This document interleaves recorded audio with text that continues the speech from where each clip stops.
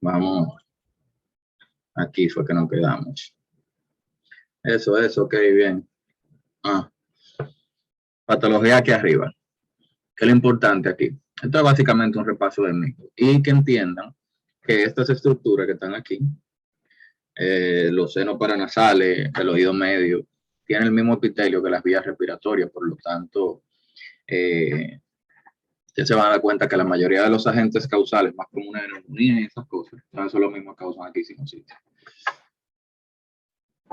Si nosotros vemos ahí, este es un paciente que tiene sinusitis, tiene inflamación aquí un poco, de lado, pero ellos no se lo van a poner así en una tomografía, así que no se preocupen. ¿Qué cosas sí deben saberse? Por ejemplo, aquí, las causas de sangrado. La mayoría de las causas de sangrado que usted va a ver van a ser trastornos de la coagulación. Ustedes, cuando estén viendo la parte de hematología, lo van a ver ahí. Cosa importante que tienen que saber, que cuando los pacientes están sangrando, no se le pone que ponga la, como ponen la gente aquí, están sangrando y le dicen, pon la nariz para arriba. ¿Ustedes se acuerdan de ese escenario?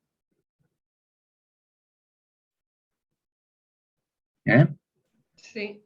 Sí, y es todo lo contrario. Exacto. Que le dicen que ponga la nariz para arriba y al revés. Exacto, entonces eso ahí. Porque si tú pones la nariz para arriba, el sangrado no va a ser evidente, pero tú vas a seguir sangrando.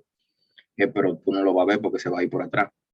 Entonces lo importante es que sepan eso en cuanto al sangrado. Pero más importante que eso de la posición es cómo se trata el sangrado. ¿Por qué? Porque esto puede dar cabida a patologías.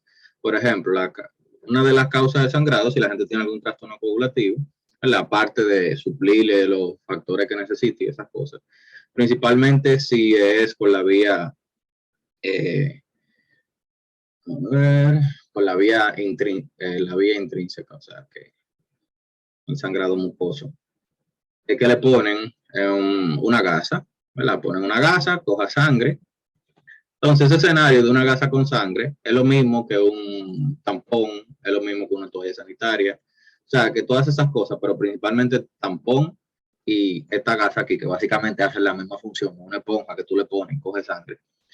Está asociado a enfermedad del síndrome del choque tóxico. ¿Se acuerdan de esa patología que vieron como una de las complicaciones de las infecciones de Staphylococcus aureus? Sí. Ok, entonces ese escenario ahí con eso. El tampón y aquí en la nariz. Bien. Y patologías que afecten el tabique nasal, de las vasculitis. Mira, podemos dar la vasculitis hoy. No, o sea, yo voy a terminar respiratorio y después damos la vasculitis antes de pasar al otro sistema, ¿me lo acuerdan? Bien. Porque ya la mencioné demasiado. Por ejemplo, aquí hay dos patologías que afectan el septo de manera así común, o sea, que pueden dañar el septo o sea, el septo nasal. Que Wegener o granulomatosis con poliangitis, que recuerden que es una vasculitis que la vimos cuando estábamos viendo renal, pero recuerden que afecta al riñón, afecta a los pulmones, o sea, que la vamos a ver aquí también, y afecta esto aquí arriba, que es el mismo tejido de los pulmones aquí arriba, es lo mismo, o sea, que afecta el tejido respiratorio, la nariz y los pulmones, y el tejido renal. Claro, es una enfermedad de depósito de granuloma sistémico en los vasos sanguíneos. Lo que pasa es que en el STEP lo ponen con ese escenario como para que uno se ubique, pero no crean que nada más son esos tres órganos que afectan, es simplemente para que cuando vean el escenario clínico, entonces sepan con qué relacionarlo. Solamente hay otra cosa, así que pueden relacionar con eso, con necrosis del tabique. Son la gente que utilizan cocaína. Y los pacientes que utilizan cocaína, aparece un paciente que utiliza cocaína. Hipertensión, una gente joven, hipertensión ocasional, puede tener infarto, puede tener todas esas cosas. Entonces, para que no se confundan.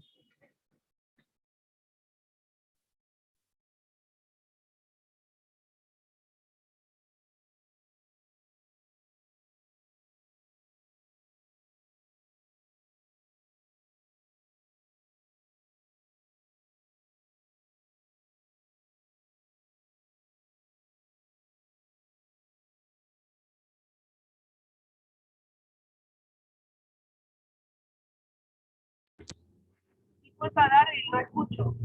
están hablando. Sí te escuchamos, Diana, un momentito. Ah, ok, gracias.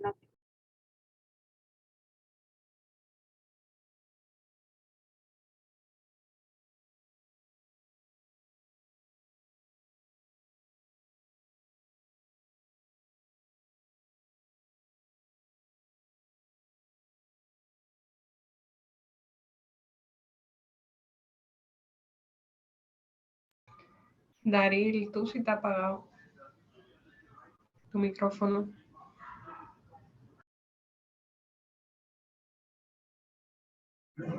Y ahora sí me escuchan. Ahora sí. Pero Ahora sí. yo no hice nada, yo no sé qué fue, o sea, yo estoy aquí hablando con ustedes de un momento a otro. Para mí que son unos espías chinos. Yo te vi escribiendo, pero no te he escuchado. Eso es alguien que está metido aquí en la computadora. Porque yo estaba hablando normal. ¿Quién es de ustedes? El espíritu del maligno. Del maligno, déjame yo ponerme ropa entonces. Stop. ¿Eh? Me quedo con la versión de David que de inteligencia quieren saber de medicina. Pero tú no sabes quién es el maligno, a lo mejor el maligno es una gente bacana. Entonces, aquí, ¿entienden por qué la neumonía puede dar meningitis? Porque si se complica, llega ahí mismo. Además, ustedes tienen que entender que la neumonía también, o sea, la meningitis puede ser complicación de una bacteria. O sea, cualquiera de esas bacterias que la sangre puede llegar. Pero es más fácil aquí si se complica y puede pasar por esos huesos y vainas. Pero nada, eso es. Ese plexo que está ahí, se llama el plexo de Kesselbach. Bien. Que es de donde a la gente le sale, donde sangra anteriormente. Eso. Una parte por delante, una parte por detrás. El punto de vista anatómico no le van a preguntar nada de eso, nombre de arteria, nada de eso. Lo que sí le van a preguntar también, quizás, es la causa más común de tos crónica. Nosotros vimos un escenario que es la bronquitis crónica. Usted va a una gente que, 2 meses, con todo, bueno, lo vamos a ver más adelante. Pero si una gente tiene una tos de varios días, varias semanas, varios meses, piensen en post-nasal drip, que es la causa más común. Goteo por nasal, el tratamiento es, qué sé yo, gotita de agua salina. O bloqueadores no, agonista alfa 1 como la fenilefrina. ¿Ustedes saben cuál es ese fármaco? No. Bueno, un agonista alfa 1 que produce vasoconstricción. Y como produce vasoconstricción, disminuye la secreción. Solamente alfa 1. Es un componente muy común en los vainas de la gripe. Ese es el fármaco que se utiliza para disminuir la secreción nasal. Este fármaco es importante, lo estoy mencionando, porque tiene una característica farmacológica. Yo no sé cómo se llama esa propiedad, porque se me va el nombre ahora, pero usted la va a buscar por ahí. Es que cuando tú lo usas muchas veces, él deja de funcionar. Pero no es que, no es una, ¿cómo que se llama? Cuando uno toma un fármaco y tiene que aumentarle la dosis para que haga efecto. Resistencia. Bueno, no creo que se llamaría sensibilidad, ¿verdad? Pero sí, es algo así. Ese no es el mecanismo. El mecanismo es que no te hace efecto. Tú tienes que descansar un par de días del fármaco y después volver a usar. No sé si me entendieron. Sí, yo entendí. Bueno, es un fármaco que cuando tú lo usas, imagínense una gente con secreción nasal. Lo usa, y después llega un día que aunque usa el fármaco, la secreción aumenta en vez de disminuir. Pero si la persona descansa un par de días, puede volver a usarlo y le disminuye la secreción. Le digo porque se lo pueden preguntar en un escenario así mismo. De una gente tiene un conjunto de sintomatología, pero lo que más le molesta es la secreción nasal. Ustedes saben que eso es muy molestoso, ¿verdad? Eso y la tos para mí es lo peor de vaina. Y la tos no tanto, porque tú toses y ya, a menos que sea una tos productiva. Pero eso de estar, ¿verdad? Con secreción nasal, pueden presentárselo y decir, mira, el paciente es tieto, él estaba bien, después al quinto día de usarlo, dejó de hacer efecto, entonces el paciente viene donde ti, que tú le recomiendas que aumente la dosis, que cambie el fármaco, que descanse un par de días, eso. Entonces, para que entiendan básicamente en qué escenario lo pueden poner. Entonces, vamos a analizar estos gráficos. Estos gráficos son una comparación entre lo obstructivo versus lo restrictivo. Y es importante que el análisis, porque se lo pueden preguntar y decirle, mira, si yo tengo estos 3 gráficos, ¿verdad? Bueno, eso sería imposible que fuera así porque está pasando de cero. Si yo tengo estos 3 gráficos, ¿verdad? El A, el B, el C, qué sé yo, y que te pongan otro ahí cualquiera. Y te dicen, te escriben un paciente de libro, te dicen, mira, un paciente tiene 20 años fumando, tiene una tos productiva por más de 6 meses, se le hace una endoscopía, una biopsia, se ve que tiene muchísima glándula productora de moco. Bueno, tú dices, bronquitis crónica, cool. Sí, pero ¿cuál de estos gráficos entonces serían las alteraciones que presentaría un paciente con el diagnóstico, ¿verdad? Entonces es importante que se ubiquen en eso. Para entender cómo se hace esta pregunta, entonces debemos analizar las variables que tiene el gráfico. Y principalmente porque es un poco contraintuitivo, ¿verdad? Porque nosotros casi siempre nos enseñan que el 0 está aquí y que nos vamos moviendo y creciendo así, ¿verdad? Casi siempre nos enseñan eso. Este no es así, este es al revés. Pero ustedes simplemente lo miran, ¿eh? Miren los números y fíjense que en el centro tenemos un patrón normal, donde nos movemos desde 1.2 litros o 1200 hasta, qué sé yo, hasta 6000 casi o 5800. ¿Qué es lo que dice Charisa? Que no entendí el gráfico cuando empezaste. No sé si porque no veía el cursor o no sé. No, que yo no lo estaba explicando ahí, era dando un ejemplo. Te voy a explicar los gráficos ahora. Ok. Mira. Entonces, se fijan ahí, total loan capacity, volumen de reserva, se ubican en el gráfico. Sí. Sí. Cuando yo inspiro, yo me muevo en esta dirección. Estoy aumentando el volumen, estoy moviéndome de 2 a 6, ¿verdad? Claro, es una inspiración forzada. En el inspiratory reserve volume sería eso, ¿verdad? Y cuando expiro, que saco una expiración forzada en expiratory reserve volume o volumen de reserva expiratorio, lo saco y me estoy moviendo. Eso es lo normal. Fíjense que estamos entre el volumen residual que no puedo sacar, ¿verdad? Y el volumen total, que es todo el que yo puedo entrar. Me muevo ahí, como de 1.2 hasta 6. Eso es lo normal. Entonces, si lo comparamos aquí en el patrón constructivo, nos damos cuenta que primero el valor basal cambia. Aquí teníamos, suponer, 1.2, pero fíjense en este tenemos ya 4. Es una diferencia. 4000, 2000. Quiere decir que el que está en 4000, el patrón constructivo, tiene más aire en los pulmones. O sea, a ese valor de 4000, a eso es lo que equivale el reserve volume. Porque el reserve volume es todo lo que está, ¿entienden? No entendí yo. Ok. El reserve volume es lo que se queda dentro del pulmón. Exacto. Mira aquí, este es 1200 y aquel es 4000, por ponerte un ejemplo. Pero este es menos, ¿verdad? Eso es lo importante, ese menos, es el normal. Y este tiene más. Quiere decir que hay atrapamiento de aire, es una característica de las enfermedades obstructivas. Ahora sí le llega. Sí, ahora sí. Fíjate entonces que nos movemos, en vez de movernos de 1200 a 6000, nos movemos de 4000 a 9000. Eso quiere decir que hay muchísimo más aire en los pulmones. Eso es característico de un patrón obstructivo. ¿Se fijan? Sí. Sí. Ok. En el restrictivo ocurre lo contrario. En el restrictivo, fíjense que ahí comenzamos, qué sé yo, con, vamos a suponer 1200, vamos a poner, versus este otro que está ahí, que vamos a poner que sean, qué sé yo, 500. ¿Cómo yo cambié de color ahí mismo? No sé cómo fue, pero estuvo bien. Sí, ya yo sé, no puede cambiar de color porque estoy escribiendo con esto aquí también. Entonces, fíjense que me estoy moviendo desde que, vamos a suponer, ¿verdad? 1200 hasta 6000. Eso era lo normal. Sin embargo, este obstructivo, lo que se está moviendo, ese es restrictivo de 500 a 4000. O sea, se fijan que hay menos, 4.000 versus 6.000. Y aquí hay más, 4.000 versus 9.000. ¿Se fijan? Pero lo más importante es el concepto, que entiendan que las enfermedades obstructivas se caracterizan por atrapamiento de aire. Bien, el aire no puede salir.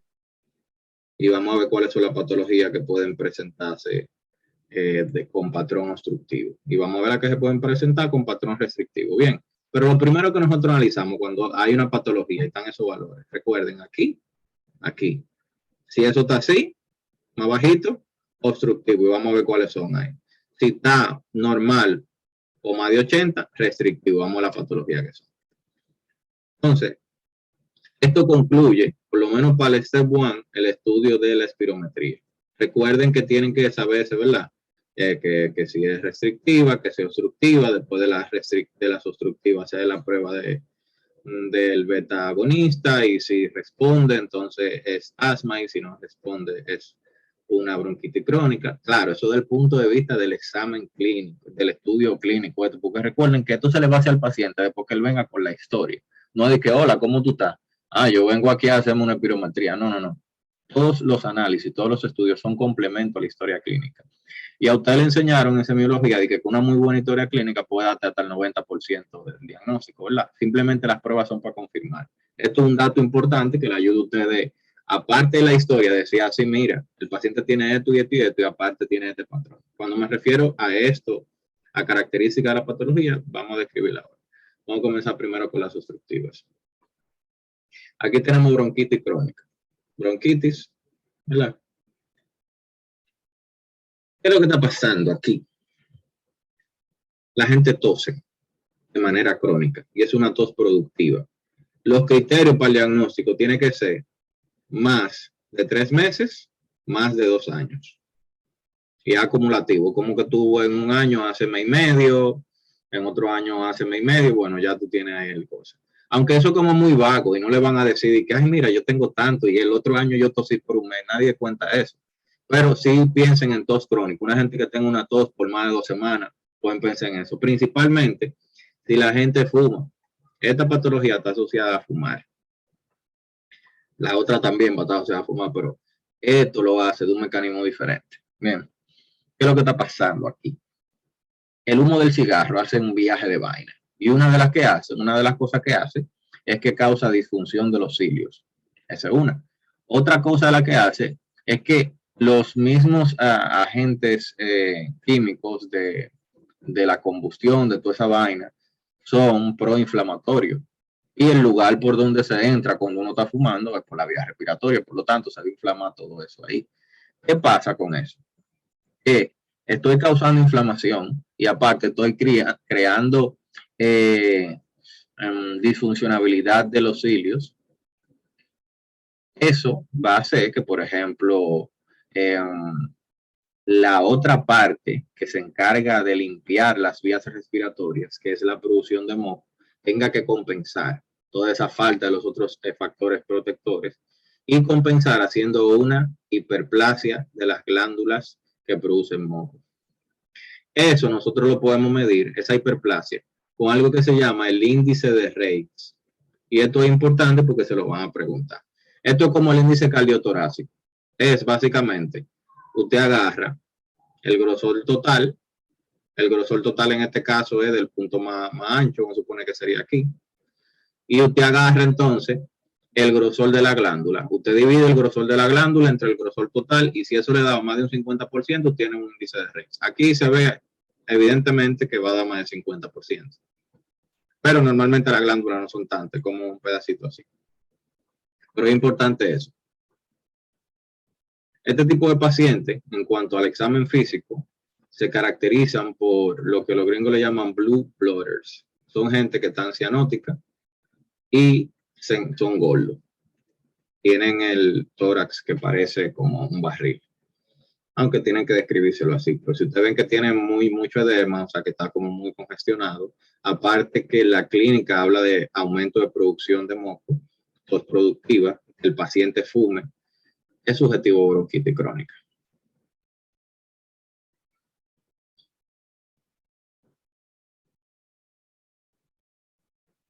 otra patología que depende también de fumar, aunque no necesariamente depende de fumar, pero también depende.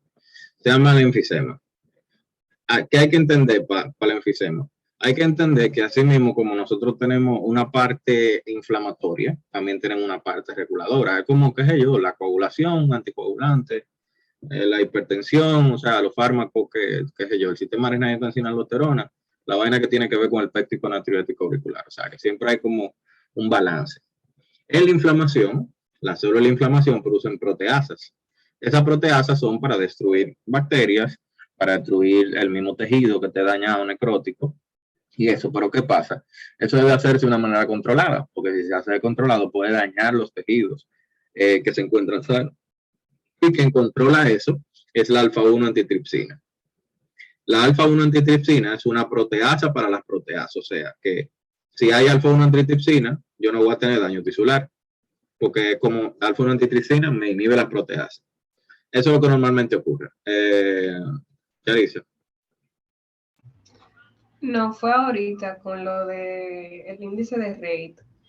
Me confundí un poquito. Si la parte glandular del epitelio respiratorio mide más del 50%, Es un corte histológico así, es un corte coronal como ese. ok, si mide más del 50% en el corte coronal, entonces es positivo para bronquitis crónica. Sí, ese es el diagnóstico histopatológico, Ok. que es lo que te da el diagnóstico, ¿verdad? Porque como tú te vas a dar cuenta, hay muchas causas de que la gente esté tosiendo. Una tos productiva puede tener una neumonía, puede tener tuberculosis, pero es importante esto. Principalmente, tú lo vas a ver, simplemente si está ahí, cool. Si te lo preguntan, más un 50%. Si te preguntan cómo se calcula, el grosor de la parte glandular dividido entre el grosor tisular total. Bien, es como el índice cardiotorácico, igual. Tú sabes lo que es el índice cardiotorácico, ¿verdad? Creo que sí. Es como para tú sabes si hay cardiomegalia, el diámetro total de la caja torácica, tú mides el tamaño del corazón, al tamaño del corazón le divide lo de la caja torácica y ya, y eso te va a dar un número que si es más de un 55% cardiomegalia. Pero aquí se ve, o sea, hay muchas. Normalmente no debería ser así, debería ser una vainita. Pero si te preguntan eso. ¿Ahora entendiste? Sí, gracias. Ok. Entonces, le decía eso. ¿Qué pasa? Hay dos formas en las que puede ocurrir enfisema. O tenemos mucha inflamación, ¿verdad? O tenemos deficiencia de alfa-1 antidipsina. Si tenemos mucha inflamación por fumar y que aparte también fumar inactiva la alfa-1 antitripsina, o sea, vamos a tener dos formas de que esto aumente. No vamos a tener de esto y vamos a tener mucho de esto. Y vamos a tener daño en tejido. Esa es una. La que está relacionado con fumar. El enfisema que está relacionado con fumar es el enfisema centroacinar. Te va a ver a qué yo me refiero con eso. Pero tiene sentido desde el punto de vista histológico. Y el enfisema que no está relacionado con fumar son la gente que tiene deficiencia de alfa-1 antitripsina. Aquí no tiene esto. Y ya, listo. La alfa-1 antitripsina se produce en el hígado. ¿Se acuerdan cuando lo vimos en el hígado? Que vimos la patología de deficiencia de alfa-1 antitripsina, que veíamos que eran como unos cuerpos intracelulares que se veían eosinofílicos. Sí. No, vamos a verla, para que es importante que vean cómo se ve porque se lo van a preguntar. Existen patologías, yo creo que, bueno, en hígado que lo voy a buscar. En gastrointestinal, deficiencia no.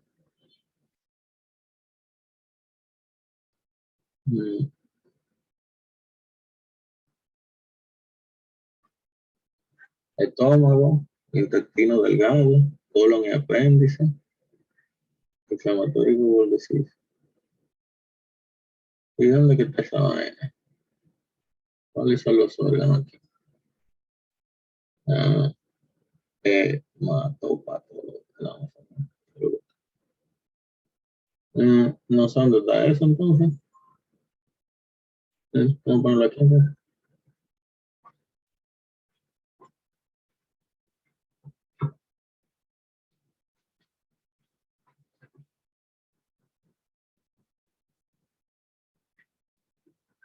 Entonces,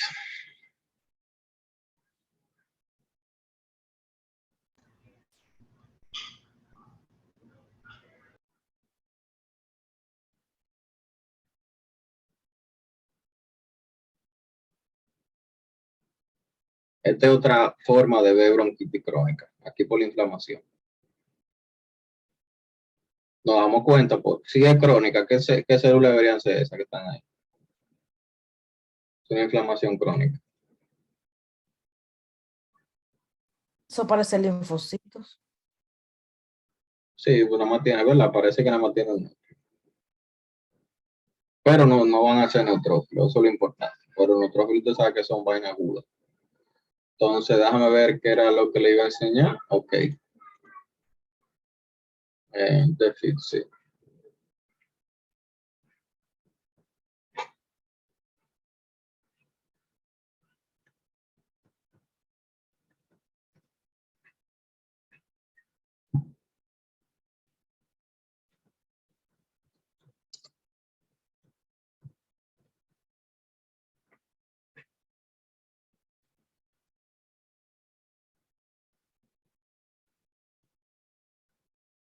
Ahí ya se veía, pero bueno, para que lo vean.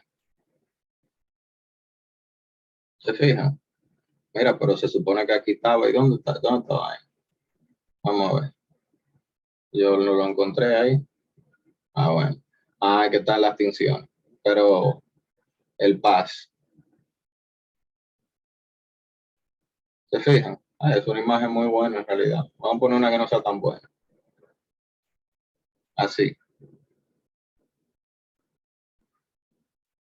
Aunque ahí no se ve tanto. Esta sí se ve mejor. ¿Se fijan ahí? Que esa vaina es eosinofílica que está ahí adentro. Sí. Okay.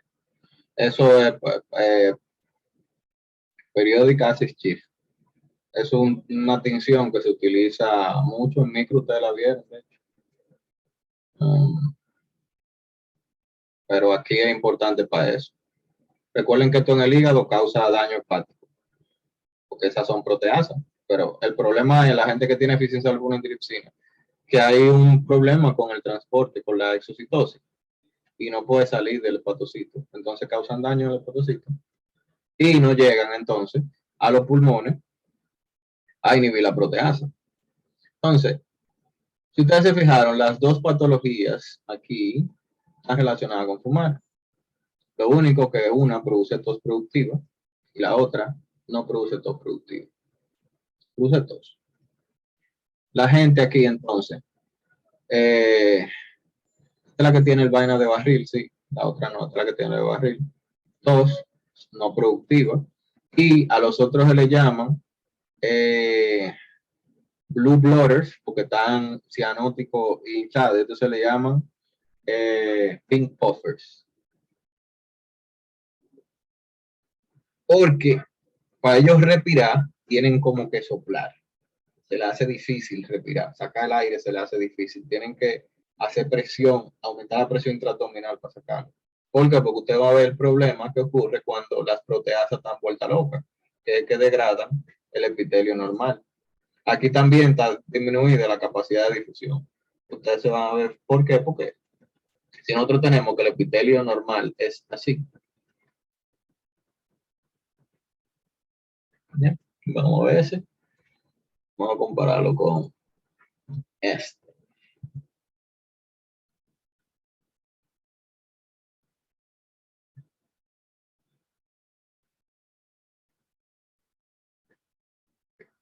¿Qué ven ahí?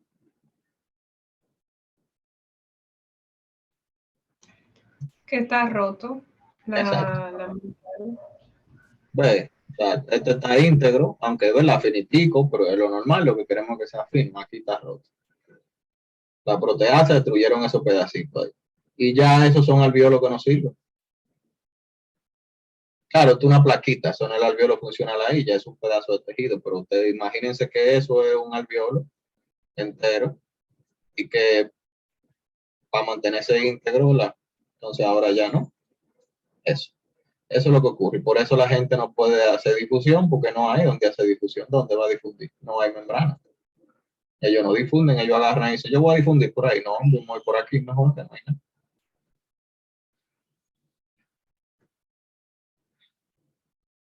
Entonces, eso es lo que pasa con el enfisema.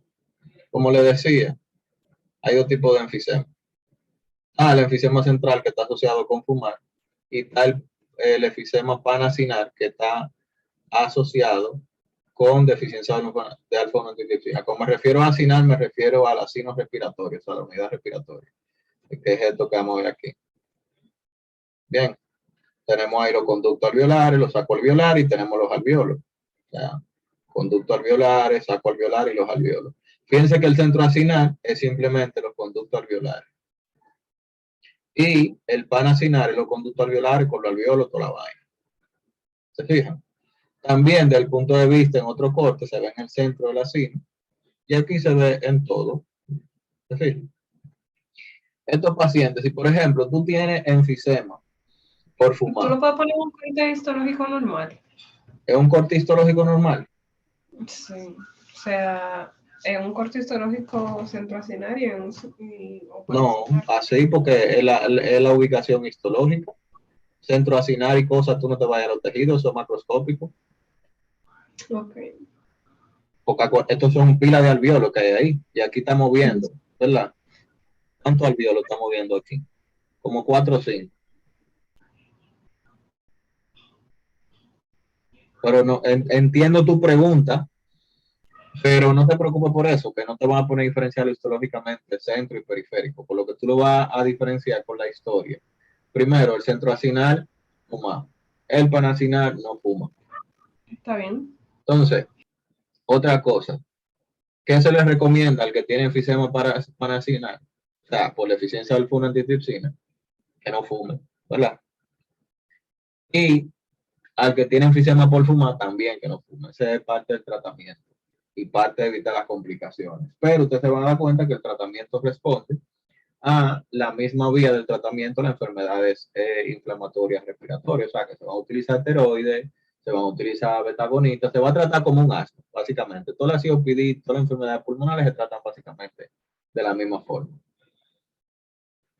Una gente con una COPD, o sea, una gente que tenga bronquitis crónica, una gente que tenga enfisema, no todos los días están enfermos. La gente que tiene bronquitis crónica no es que todos los días va a estar produciendo mucho catarro, mucha tos. Van a tener meses que van a ser gente normal, pero van a tener un momento en que van a tener una exacerbación de una COPD, que es cuando una gente que tiene una COPD de base, dígase bronquitis crónica, dígase enfisema, le da otra patología respiratoria y lo sobrejode. Entonces, ese paciente que normalmente tenía una patología establecida, que trataba de manera ambulatoria, bueno, ahora tiene que ir al hospital.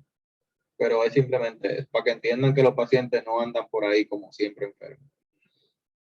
Entonces, a esto me refería, esta vía. Por aquí podemos activar lo que sea. Si quieren esteroides, inhiben todo, ¿verdad?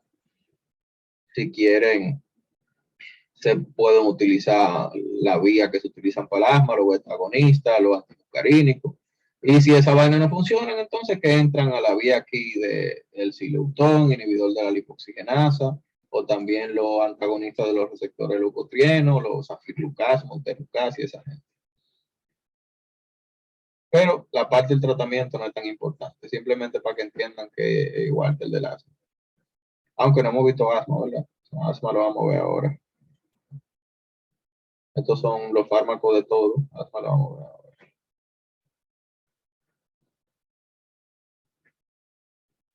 Entonces, ¿qué es lo importante del asma? El asma tiene que ver con componentes. Hay dos tipos de asma, ¿verdad? El asma intrínseco y el asma extrínseco. O sea, hay gente que tiene asma que le dan ataque de asma a los alérgenos, y hay gente, o sea, ese es el extrínseco, y hay gente que le dan ataque de asma vainas intrínsecas, o sea, de ellos, como hacer ejercicio, como beber agua fría, como esas cosas, como coger sereno, como que no tienen que ver con alérgenos, ¿verdad? Ustedes seguro tenían algún compañero en el colegio que no podía hacer ejercicio porque se apretaba una vaina así. Y está relacionado con estas interleucinas. Pero ustedes se van a dar cuenta que como que tiene sentido, porque si recuerdan de inmuno, la interleucina, no, los linfocitos T de helper tipo 2, aumenta la producción de la interleucina 4 y 5. ¿Ustedes saben qué hace la 4 y 5? El class switching. Sí. ¿Verdad? Ajá. La IgE hace que aumente la IgE. Y la IgA. La 4 es la IgE y la 5 es la IgA. Sí, hacen el class switching. Y ustedes se van a dar cuenta que esas dos cosas tienen que ver, primero, la IgE tiene que ver con pegarse a los basófilos y producir la degranulación de ellos y los sinófilos para que controlen esa producción de histamina. Y la IgA es la inmunoglobulina que tiene que ver con los tractos, o sea, con el tracto respiratorio, tracto genitourinario, tracto intestinal, eso. Entonces se fijan, respiratorio y alergia. Entonces, por eso interleucina 4 y 5. ¿Tiene sentido esa vaina? Sí. Ok, y recuerden que la interleucina 10, lo que nos interesa importante de ello es que ella inactiva a los TH1 y hace que la respuesta sea más del punto de vista de por aquí, de producción de inmunoglobulina, que del punto de vista de por aquí, que es inflamatorio. ¿Se acuerdan eso? De inmuno. Sí. Ok. Eosinófilos van a estar elevados. ¿Pero por qué los eosinófilos? Porque son los basófilos que producen histamina. ¿Qué es lo que hacen los eosinófilos? Los eosinófilos son los que controlan la secreción de los basófilos. Los basófilos no aumentan tanto en número. La única forma que ellos aumentan es si hay una leucemia. Pero si aumentan su producción. Se convierten ¿qué se convierten los basófilos? Una célula ahí que produce pila de histamina. Mastocitos, Exacto. Eso. creo que. Entonces, los mastocitos producen pila de histamina y los sinófilos son quienes controlan eso con la major base protein, ¿verdad? Entonces, estos tenemos los componentes que forman la parte de la fisiopatología del asma. Activación de los TDH4 por la parte que tiene que ver con alérgenos y la parte que tiene que ver con la inmunoglobulina IgA. La interleucina 10 para inhibir los TH1. Eosinófilos, major base protein y la célula cebada, mast cell, que es como la evolución de los basófilos. Eso es lo que tienen que saber del asma. Y qué es intrínseco, qué es extrínseco. El asma, los pacientes, bueno, si ustedes conocen a alguien con asma, ustedes se dan cuenta que no tienen ataque de asma todos los días. También el paciente puede tener un ataque de asma y cuando vaya al médico no tenerlo. O sea, que si tú le haces una espirometría a un paciente con asma y él no está teniendo un ataque de asma, te va a salir normal. Por eso, le puede salir el siguiente escenario. Mira, este es mi niño, yo lo traigo, tiene 14 años, muchas veces él se queja que no puede respirar, es un paciente atópico, tú ves que tiene dermatosis en los pliegues del codo, te dice que tiene una hermana con asma, pero que ella no sabe y tú le haces la espirometría y te sale normal. ¿Qué uno hace ahí entonces?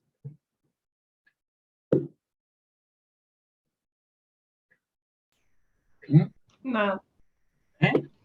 Ya vino, esa gente son de lejos, esa gente son de Carrellevo, ya vinieron. Lo que se hace es que se le induce el asma. Se le induce con metacolina. Metacolina es un agonista muscarínico, como acetilcolina. ¿Les parece el nombre? También metacolina, comienzan con M. Y aquí entonces lo que hacemos es que estimulamos los receptores M3 que producen broncoconstricción. Si al paciente se le produce broncoconstricción y después de darle ese agonista muscarínico M3, produce broncoconstricción, tú le haces la espirometría, tiene valores obstructivos, y luego de eso tú le das el beta agonista, la betadol, salmeterol, whatever, cualquiera de esa gente, y mejora un 12% o 200 mililitros, es positivo para asma. ¿Entiendes? O sea, tú se lo induces y después intenta curárselo. Digo, se lo va a curar porque asma. Debería responder si asma normal, ¿verdad? Que responda a beta bloqueante. Digo, sorry, a beta agonista. ¿Entendieron? Sí. Todo fue Sí. muy rápido, pero yo creo que sí. Se le pone metacolina y después se le quita, se le hace la broncoscopia y después se le quita. O sea, lo único que tenemos aquí extra, lo que habíamos aplicado antes, es que le estamos induciendo el asma con el test de metacolina, pero después es lo mismo. Patrón obstructivo, ¿verdad? Tú le das el beta agonista, si mejora, asma. Aquí es cuando el paciente llega, tú sospechas que tiene asma, le hace la espirometría, está normal porque no está teniendo un ataque de asma, tú se lo induce y después, pero es lo mismo. Bien. Entonces, ¿qué otra cosa de asma hay que saber? Recuerden que el asma no es una enfermedad obstructiva crónica, es una enfermedad obstructiva.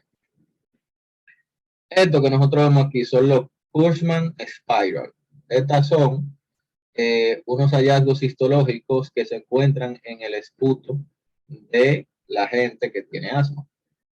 Porque la gente que tiene asma, aparte de las sibilancias, aparte de la dificultad respiratoria, aparte de aumento de la frecuencia respiratoria, aparte de tos, que puede tener una tos leve, en el esputo puede tener eso. Y esto los cristales de Charcot-Leyden. Ustedes van a ver otros, bueno, hay una célula de Leyden. Parece que él fue el mismo que descubrió esto. No, no son de Leyden, es de Leydig. Están a nivel del ovario. Pero bueno, ahí tienen dos cosas para que relacionen con asma. Fíjense, Kurzman Spiral, Charcot-Leyden Crystal. Espiral y cristales, Charcot y Kurzman. Bien, se lo pueden enseñar, preguntarle qué es. O se lo pueden describir y preguntarle a qué está asociado. Entonces ahí tienen dos cosas que asma. Ya lo otro de asma son cosas que ustedes conocen. El típico paciente con sibilancia, que se expuso a un alérgeno. Ustedes saben que en Estados Unidos hay 4 estaciones, aquí no, aquí solamente están las del metro. Allá la parte de la estación es importante porque al inicio de la primavera, como tanto las flores, toda la vaina, el polen, los alérgenos, es más común que la gente tenga ese tipo de episodios. A diferencia de la gripe, que da más para el cambio de otoño, invierno. Entonces, pirometría y metacolina, eso lo explicamos. Entonces, fíjense que aquí tenemos, ¿verdad? Bronquitis crónica, enfisema, y tenemos entonces asma. Esto que vamos a ver ahora es una complicación de todas estas patologías que se llama bronquiectasis. La bronquiectasis es una dilatación excesiva de los bronquios. Fíjense cómo lo vemos ahí. Fíjense cómo se ve normal, esto es una resonancia magnética. Entonces, ¿a qué se debe eso?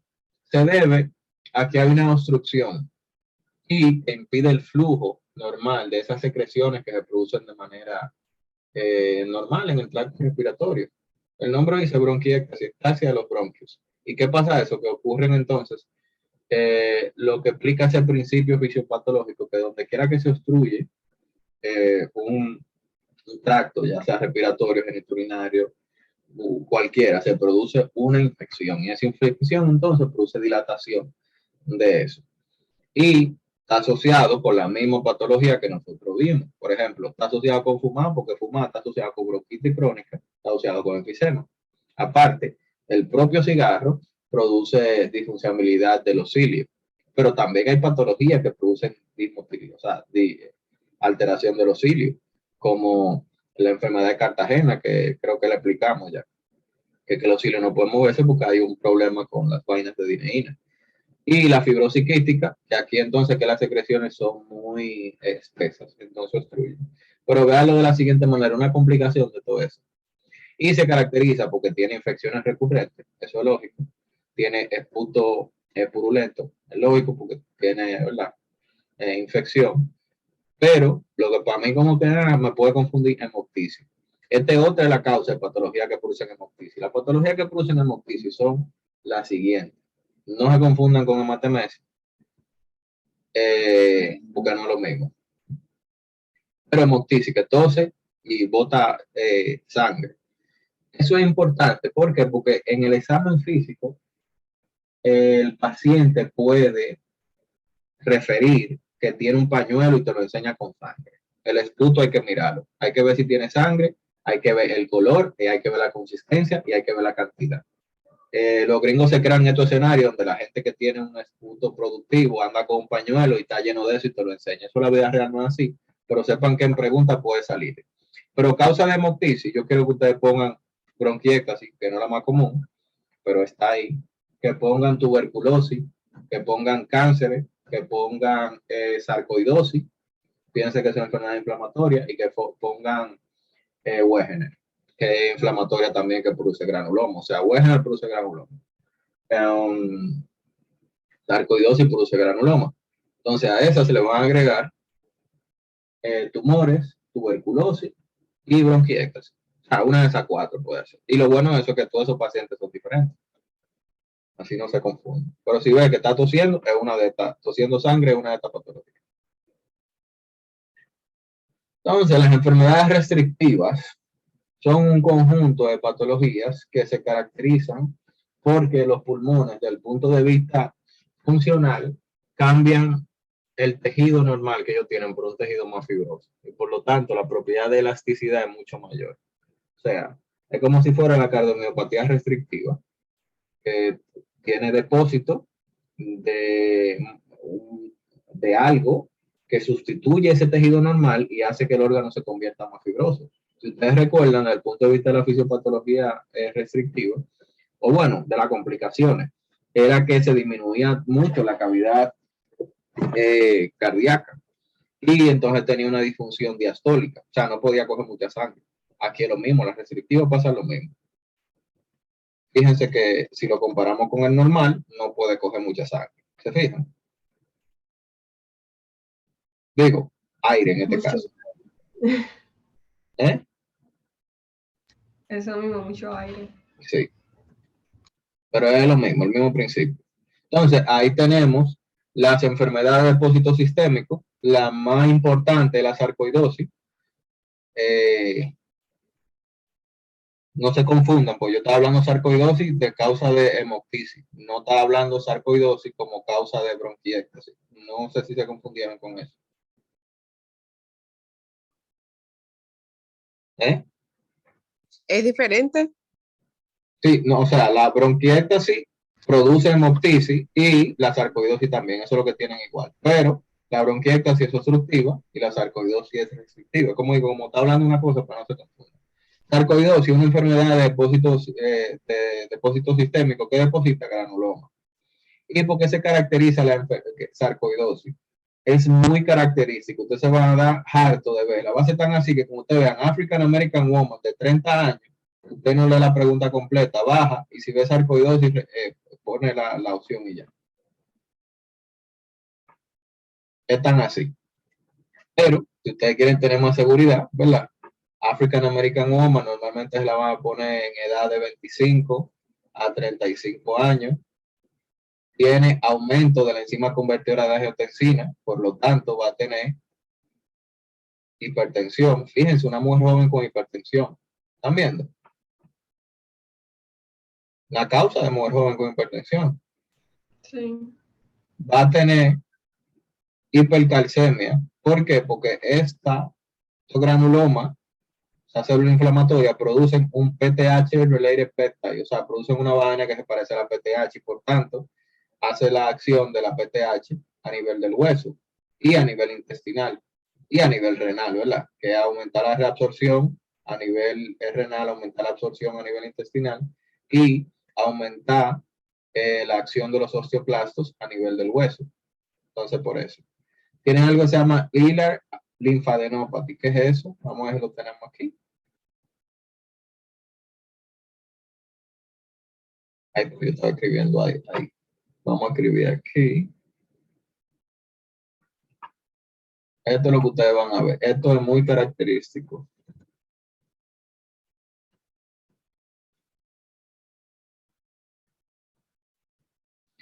Y si dicen bilateral, muchísimo mejor.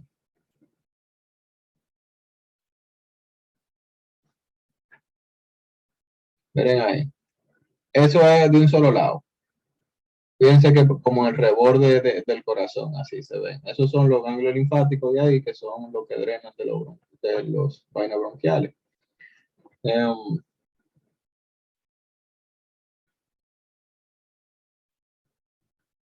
Es bilateral.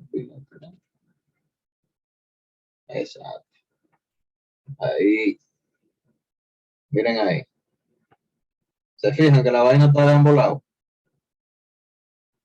Dale, no, así no, ponme una vaina normal que me confunde. No, pero ahí Ok. se ve bien.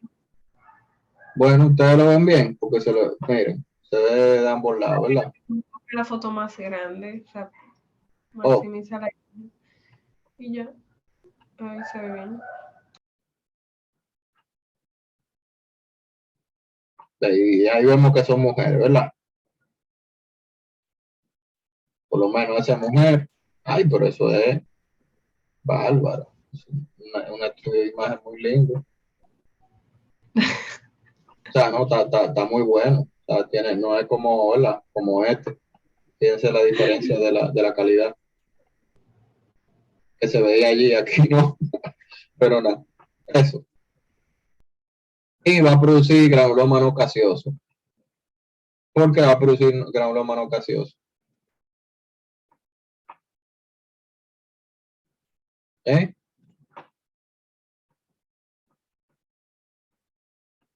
Bueno, la pregunta sería, ¿cuáles patologías producen granuloma gaseoso, verdad? Porque son menos que las que producen no gaseoso. ¿Cuáles son las que producen granuloma gaseoso? Tuberculosis. ¿Y cuál más?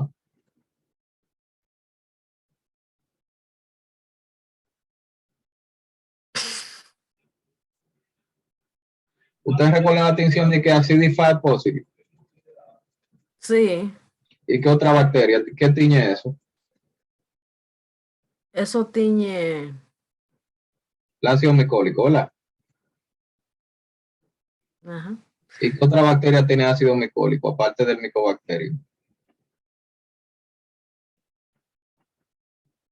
Si no mal recuerdo, es como la Bartonella o la Brucela, una cosa así. Ah, sí, te recuerda mal. Esas no son. Esas son las hermanas ELA. ELA, E. No, pero es la anocardia, creo yo. Ustedes lo revisan, pero es importante que sepan eso. ¿Por qué? Porque los granulomas gaseosos se producen porque es el ácido micólico degradado. El ácido micólico es un lípido y por eso cuando se degrada, dentro de los granulomas tiene ese relleno lleno de queso, ¿verdad? Eso no es queso, no se lo coman. Pero si no hay micobacterios, no hay granuloma gaseoso. O sea que cuando hablamos de Wegener, de Crohn, de sarcoidosis, estamos hablando de granuloma no gaseoso. Bien, Ok. entonces eso es sarcoidosis. Usted ve una mujer negra estadounidense de 25 a 35 años con hipertensión, con hipercalcemia, pero casi siempre lo más característico va a ser el examen físico. Eso que se va a ver el examen físico y esto que se va a ver en el estudio de imagen. Y claro, ¿verdad? Le van a decir que va a tener una tos, puede ser con hemoptisis, como una enfermedad inflamatoria sistémica, puede no solamente tener eso, porque ¿qué otra patología nosotros vimos con sarcoidosis? Nosotros esta la vimos en el corazón, ¿se acuerdan? En las cardiomiopatías restrictivas, así que esta pulmonar y fibrosis en las otras restrictivas y la neumoconiosis. La pulmonar y fibrosis es muy fácil de estudiarla, no se estudia y ya. Bien. ¿Por qué? Porque sarcoidosis, ya sabemos lo que es. Vamos a hablar de neumoconiosis. Y si no son ninguna de esas, entonces pulmonar y fibrosis, porque es una enfermedad idiopática. O sea, de que es básicamente, hey, ¿tú tienes sarcoidosis? No. Hey, ¿tú trabajas en una vaina de carbón? No. Hey, ¿tú trabajas en industria aeroespacial? ¿Bregas con berilio tú? No. Hey, ¿tú trabajas limpiando edificios? ¿Tú bregas con sílica? Tampoco. Eh, ¿Y tú pones techo? ¿Tú alguna vez has trabajado en un muelle? No. Ah, pues tú no tienes ni enfermedad de los mineros de carbón, ni beriliosis, ni silicosis. No, entonces sílica se escribe con ese. Ni asbestosis. Y tampoco tienes sarcoidosis. Bueno, tú tienes fibrosis pulmonar idiopática. Esa no. Así es que esa es fibrosis pulmonar. Pero le voy a explicar otras cosas que es fibrosis pulmonar.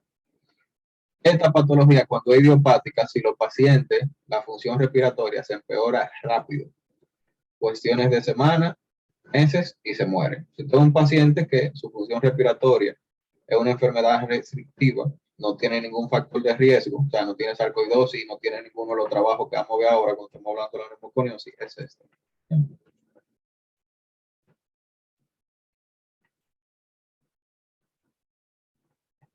Es el granuloma de la sarcoidosis. Aparte de eso, hay fármacos. Apréndanselo. Si quieren, mira, esto es una nemotecnia, el VAN, bulto, allante y movimiento. No, pero el VAN, peomlicina, amiodarona y metotrexato. Esta, ustedes se la sabían si leyeron la vaina de cardio, porque la amiodarona causa pila de efecto adverso en casi todos los sistemas, pero no causa dorsal point. Bleomicina es uno de los pocos efectos adversos que tienen, que tú te lo vas a ver los antinoplásico, o quizás como estabas estudiando en bioquímica, la Pero metotrexato y bleomicina son los dos antineoplásicos. yo no he llegado al metotrexato todavía. Pero yo lo que me pregunto es, ¿por qué una enfermedad de depósito se ¿Por qué? trata con? ¿Por qué una enfermedad como la sarcoidosis se trata con antineoplásicos? No, esto no son el tratamiento, estos son causas farmacológicas de fibrosis pulmonar.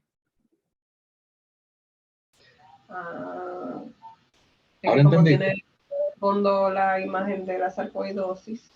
No, porque yo estoy hablando de otra cosa. Lo que pasa es que esta es la vaina importante mencionar de ahí. Yo simplemente para enseñarlo. Digo, no sabemos qué es sarcoidosis, lo que sí sabemos que es un granuloma, ¿eh?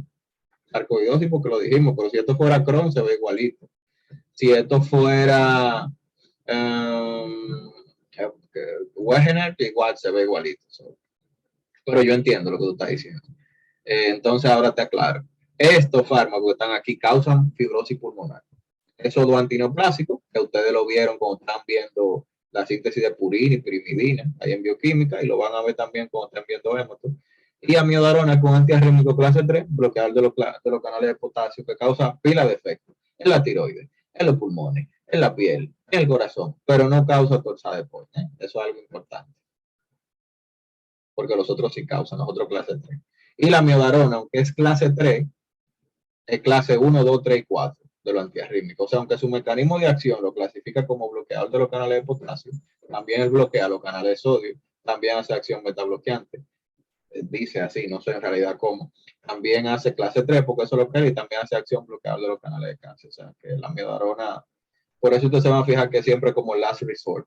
Aparte, ¿verdad? Por su amplio espectro de acción, pero también por su amplio espectro de efectos adversos. Pero se usa mucho como quiera. Es como te quito la ritmo o te mueres. Entonces, esos son causas farmacológicas. Apréndanselo así, son esos 4, esos 3 que diga. Entonces, la historia tienen que buscar si tiene sarcoidosis, la mujer negra que le describí, o si tiene alguna neumoconiosis, que vamos a ver ahora, o si está tomando alguno de esos fármacos. AKA, tiene algún cáncer, ¿verdad? O tiene una arritmia. Porque no te van a decir, mira, él está tomando bleomicina. No, te van a decir, tiene una leucemia, por ejemplo. ¿Verdad? Porque bleomicina, ¿qué lo inhibe? Yo ni me acuerdo que lo inhibe la bleomicina.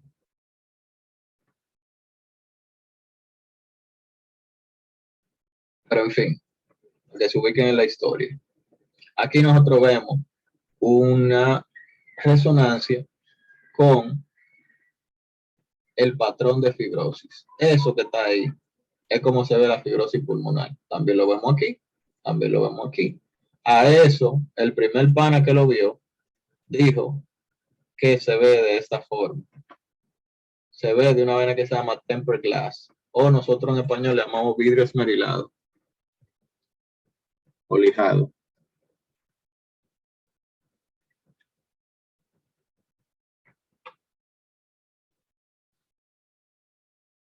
Esta vaina es lo que ellos dicen.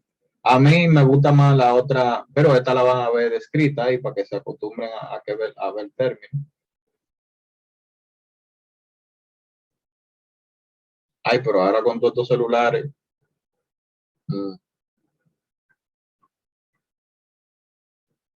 Pone como tempered glass.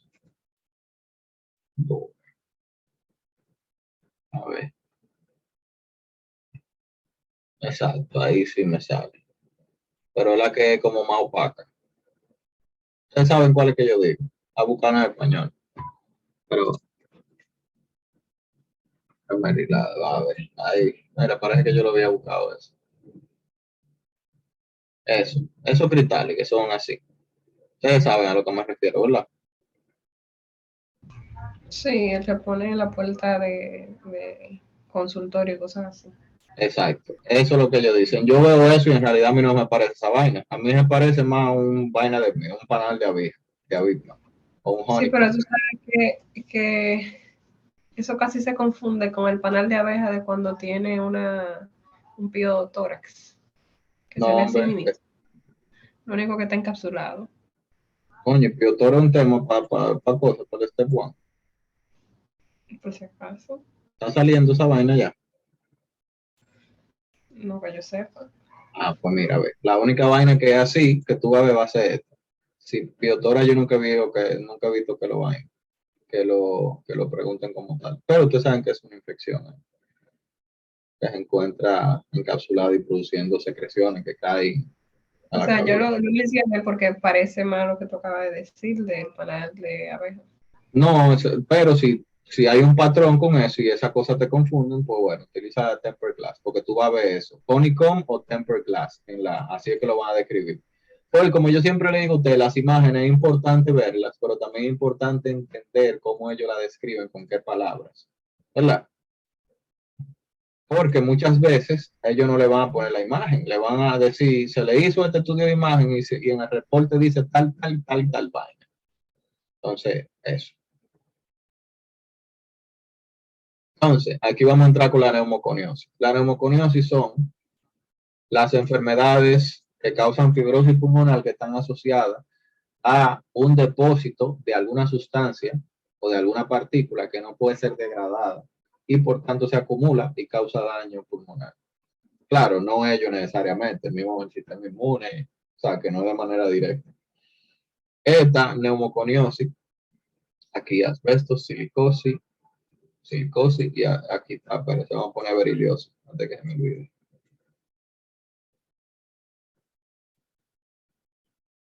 Yo tengo que agregar eso, porque yo a cada rato llevo aquí a beriliosis y siempre se me olvida agregarla. La escribo como cierro la diapositiva, vuelve de nuevo. Entonces, ¿qué lo parece? Lo cago.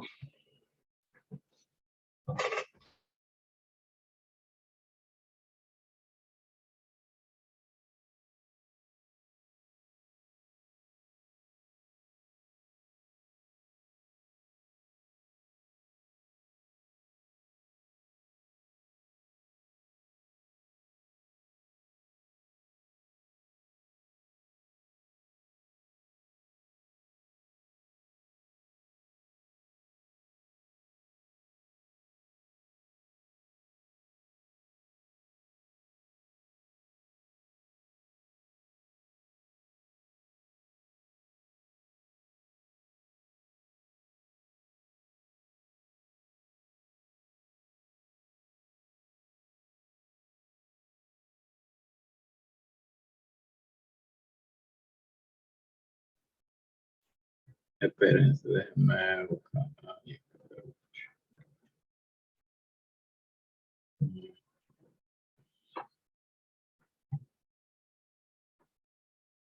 Oh, shit, quita eso. Coño, ¿qué dice? Sorry. Ya, a ver, qué fue.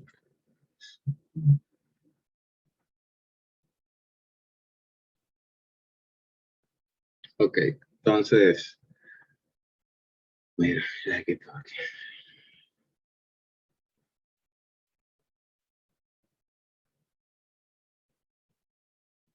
Entonces, enfermedades de los mineros de carbón. Como el nombre le dice, son gente que trabaja en las minas de carbón. Bien. Tiene historia, muchos años van a tener trabajando ahí. Cosa importante que tienen que saber es que nosotros, del punto de vista de defensa de las vías respiratorias, como esas son partículas tan pequeñas, esas partículas llegan a los alvéolos. Entonces no pueden ser sacadas por el sistema normal de la producción de moco, que los cilios, que todas esas cosas. Y entonces al final lo que hace es que se depositan y se ven así. Normalmente, los pulmones de una persona, ustedes pueden ver que es un depósito así hasta macroscópico, que se ve desde el punto de vista cuando se ve una necropsia, ¿verdad? Pero esto aquí es a nivel histológico y fíjense ese depósito de esa vaina negra que están ahí. A eso es el mismo carbón. Entonces, ¿qué cosa de eso? Deben saber. La de carbón.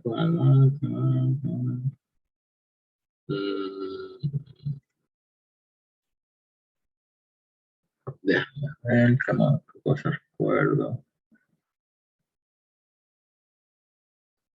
Bueno, ¿cómo se le llama eso? Se le llama antracosis. No se confundan con el antrax, por si lo ven así. Y casi siempre afecta más a los lóbulos superiores.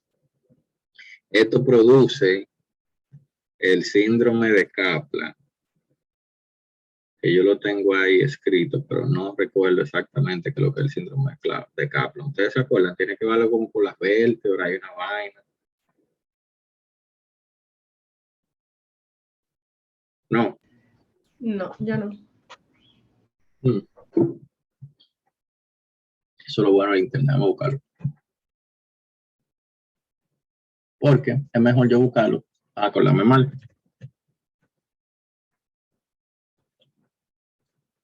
Lo escribí con M, pero debe salir bien aquí.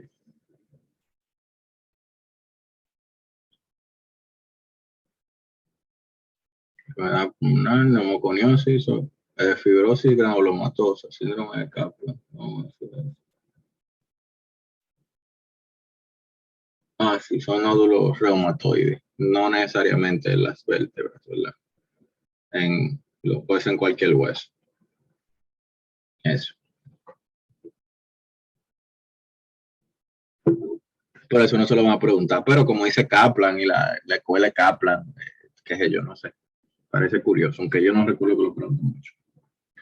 Entonces, asbestosis. Aunque hay una forma también de acordarse la neumoconiosis. Es como usted comienza con la letra A, asbestosis, beriliosis, col, Walkley y después silicosis. Así no se olvida.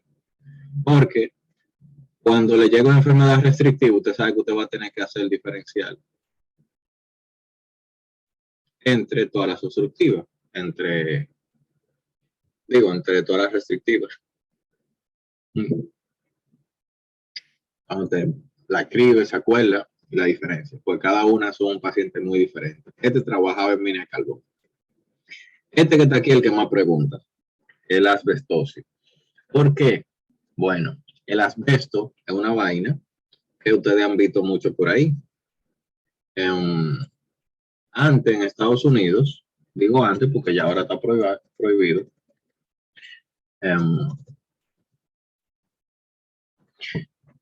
Es un material que se utilizaba mucho para la construcción porque es un material aislante, principalmente para el agua. Se utiliza para techo y se utiliza también para ponérselo a las tuberías y también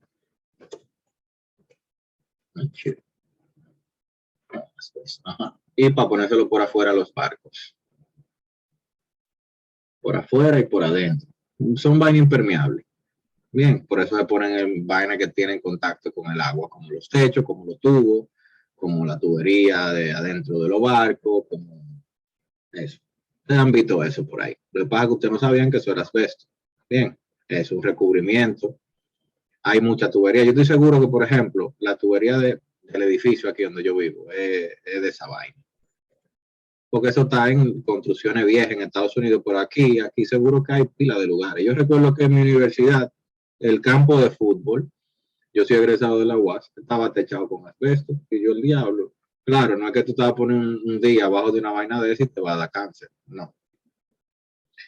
No funciona así. Pero bueno, El asbesto está asociado entonces a la gente que trabaja poniendo techo. En Estados Unidos es una profesión, se llaman los roofers. Hay gente que gana pile cuarto arreglando techos, porque los techos de la casa tienen que estar íntegros. Y si no, que te paga el seguro, que el cambio, una vaina. El techo de la casa de la gente tiene que estar bien. Y por eso hay un negociazo ahí, hay gente que se dedica a eso. Pero simplemente para que entiendan que hay gente que se dedica a eso y que por eso se expone, ¿verdad? Porque aquí, dime, aquí, bueno, sí, aquí hay gente que se dedica a poner techo, es verdad. Pero aquí no se utiliza asbesto, o por lo menos en los techos así. También, principalmente si son lugares socioeconómicos bajos, porque son edificios más viejos. Aparte de eso, la gente que trabaja en muelles, en shipyards, muelles. También la gente que trabaja plomería. La asbestosis, normalmente, esas pequeñas partículas, es como si fuera esa fibra, parece como si fuera fibra de vidrio esa vaina. Cuando tú la rompes, a veces hay una imagen aquí bacana, de como que se vean como unos pelitos que tiene.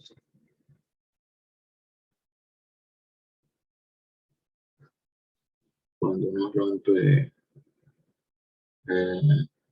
como eso.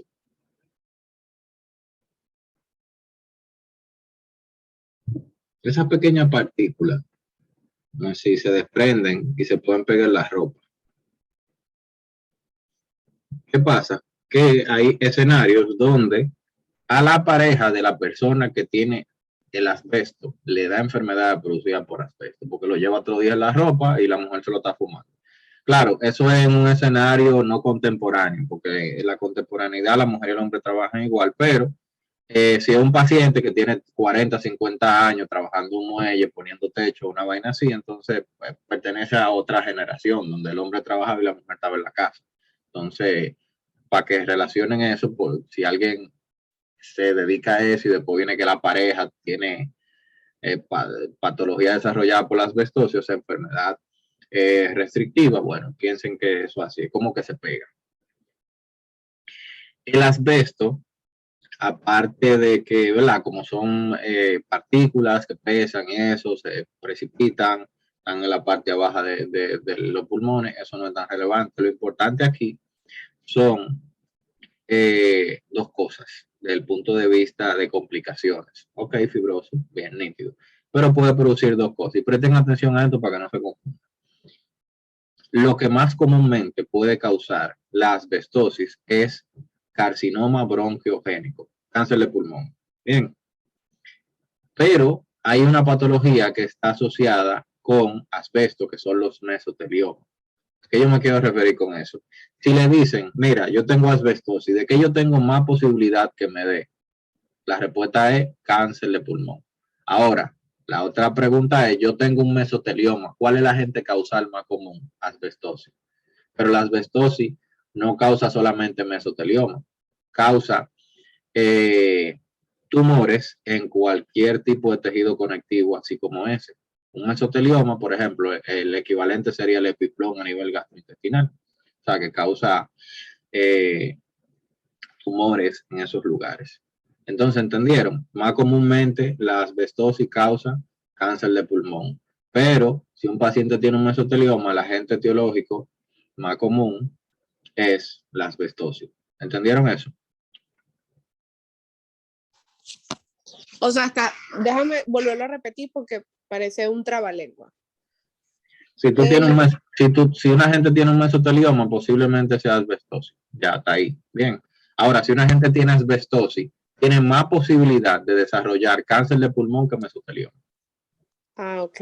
Ya entendí. Le digo porque le van a presentar a un paciente. Dice, mira, trabajo 40 años poniendo techo. Tengo una espirometría, tengo un patrón restrictivo. Me hicieron un estudio de imagen, qué sé yo, se ve tal vaina. ¿Cuál es la posibilidad de que este paciente, o sea, cuál es de esta patología el paciente tiene más posibilidad de desarrollar? Le van a poner neumonía, le van a poner mesotelioma, le van a poner cáncer de pulmón, o le van a poner, qué sé yo, enfermedad obstructiva, no sé, para completar. Entonces, elijan un cáncer de pulmón. ¿Está bien? Entendido. Ok. Entonces, la otra, ya yo dije colvolca, asbestosis, silicosis. Silicosis, la sílica, esa bolita que están dentro de los zapatos. Entonces, hay gente que esas son, ¿verdad? La bolita normalmente, por eso es un polvo, eso es un mineral, es una vaina que tú lo, como una arena, pero tú la puedes crear así como cristales que absorben la humedad, pero hay un conjunto de gente, principalmente en ciudades grandes, o también gente que se dedica a la industria metalera, que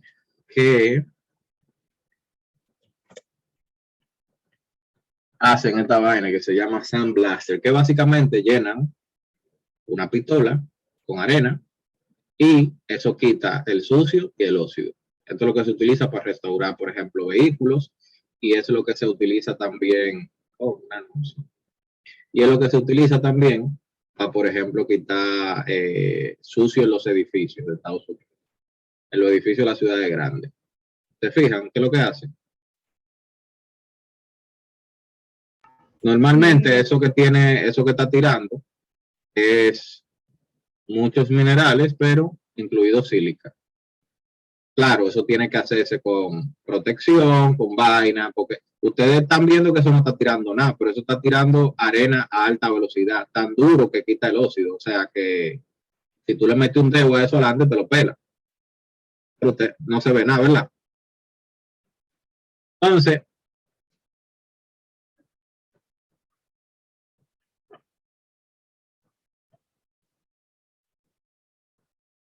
hay una gente que hace eso mismo en los edificios. Como miren aquí, este es como la versión más un anuncio bacano. Eso le quita hasta la pintura a la vaina. ¿Han visto esos edificios que tienen como una vaina negra pegada, como un sucio? Bueno, esto es lo que lo quita. Esta gente son las que verán con sílica. Entonces, eso lo que hacen eso es lo que le da silicosis. Entonces, aquí hay cosas importantes que hay que saber. Primero,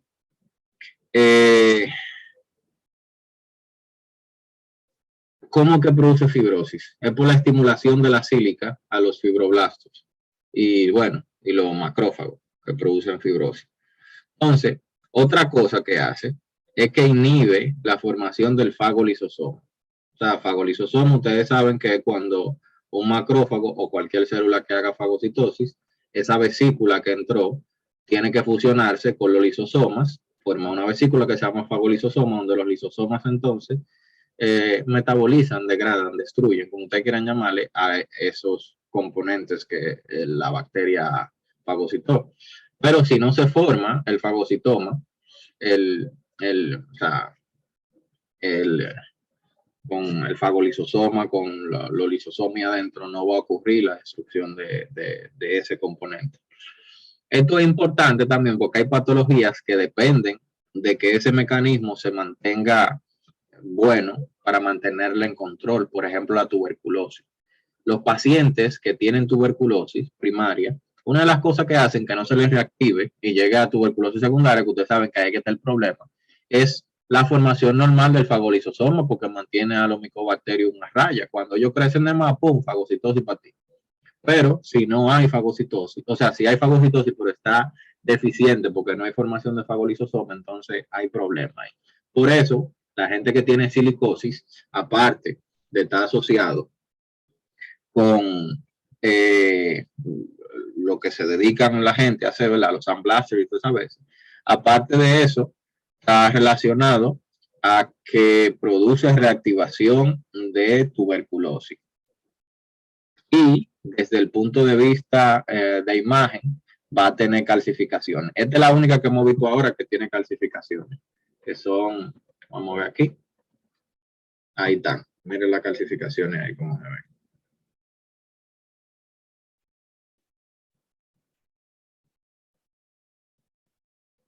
Dicen que son cacarones de huevo, porque son como muy finas. Yo no creo que eso se parezca a un cacarón de huevo, pero bueno.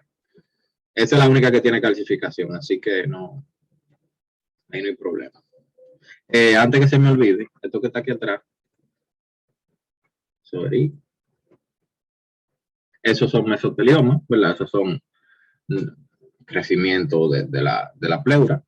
Y esos son los cuerpos de asbesto. Esa vainita que se ve como marrón. ¿Se fijan?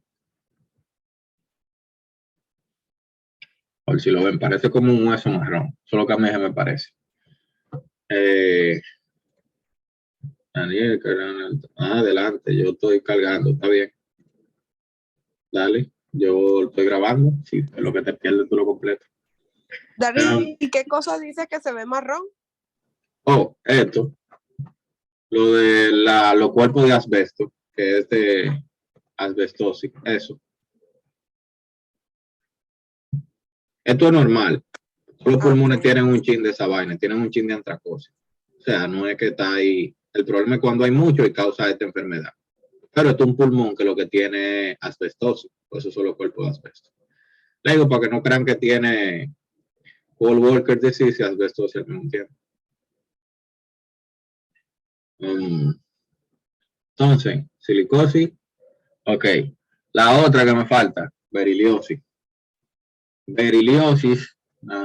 Aquí.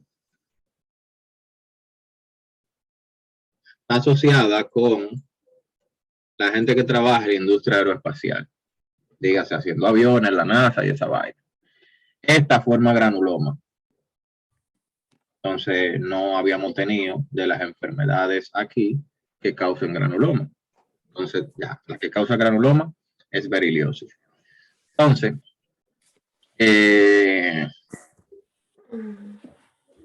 ¿qué cosas de la beriliosis? Aparte de los granulomas que tiene.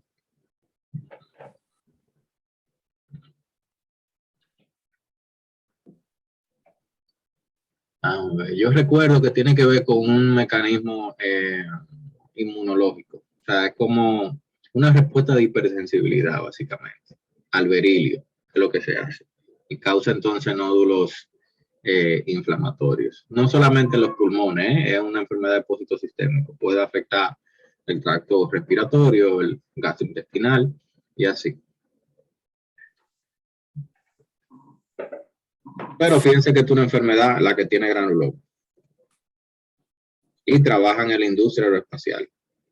Lo que bregan con sandblasters y tienen inhibición del fagolisosoma, aumenta la tuberculosis, asbestosis. Entonces, la gente que trabaja poniendo techo, que trabaja en muelles, que son plomeros, y está asociado con carcinoma embriogénico y mesotelioma. Paul Walker disease, entonces, está asociado, ¿verdad?, a la antracosis. Entonces, fíjense que son 4 pacientes diferentes. Uno, o sea, todito trabaja en lugares diferentes. O sea, no se van a confundir. Cuando un paciente viene con fibrosis pulmonar, lo primero, una mujer negra de 35 años que tiene linfadenopatía parailial, hipertensión e hipercalcemia. Bueno, eso es sarcoidosis. Bien, ok. No es eso. Es un hombre de 60 y pico de años que trabajaba en las minas de carbón.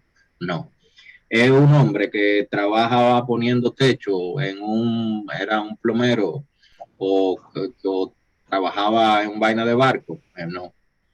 Trabaja en la industria aeroespacial, creando partes de aviones. No es como show, no como piloto ni nada, no, creando partes de naves espaciales y aviones. No, tampoco. Bueno. Y él es un sandblaster, él anda quitándole óxido a la cosa. No es por lo que tiene fibrosis pulmonar idiopática. ¿Entienden cómo es la historia? Sí. Ya son las cosas características de, por ejemplo, mira, sí, él trabaja en X cosa. Ahí ya le pueden preguntar, ok, ¿cómo vamos a ver los pulmones de una gente con Paul Walker decía? Lo vamos a ver negro. También eso se le llama enfermedad de los pulmones negros, antracosis. Bien, eso le pueden preguntar. Ok. Y la asbestosis, ¿cómo se ve eso? ¿Con qué cánceres se relaciona? ¿Qué son los cuerpos? ¿Qué es esto que estamos viendo aquí? Bien, la silicosis. Ahí le van a decir, mira, que con qué está asociado, que si la tuberculosis, que si la fisiopatología que inhibe el fagolisosoma. Ok. Entonces, así, es simplemente complementar con esas cosas. Por lo que sea diferente, porque al final todas son patologías restrictivas. Yo no le voy a decir que, mira, te va a dar un patrón restrictivo. Eso lo sabemos, ¿verdad? O mira, te va a dar dificultad respiratoria. Eso lo sabemos.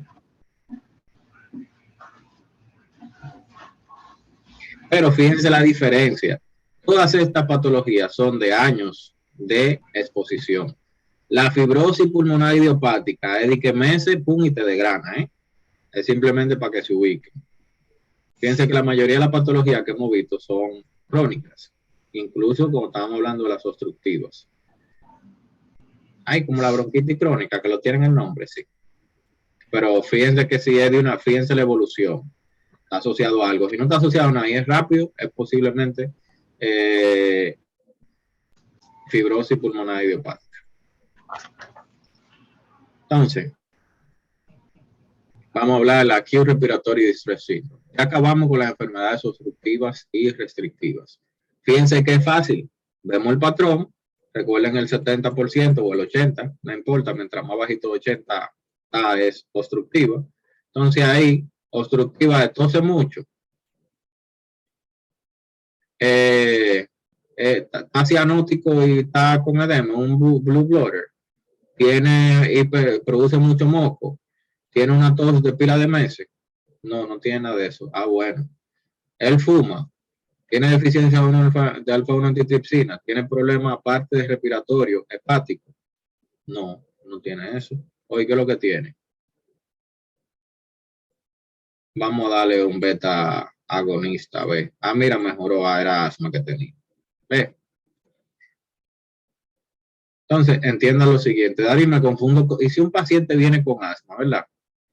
Y yo tengo otra forma, aparte del metacolina test o de la prueba del betagonista para darme cuenta. Sí, la edad. La gente a los 50 años no le da asma. El asma a la gente le da de 10, qué sé yo, nace con él, a los 10, a los 20 años. A los 20 años usted no le dio asma, no le ha dado. Daril, pero yo he visto gente que le da y que asma a los 40 años, eso no es asma. Eso es reflujo gastroesofágico. ¿De acuerdo? Elguer. ¿Eh? Elguer. No entiendo. Elguer, gastroesofagio, reflux. Sí, Egger, todo eso es Egger. ¿Por qué?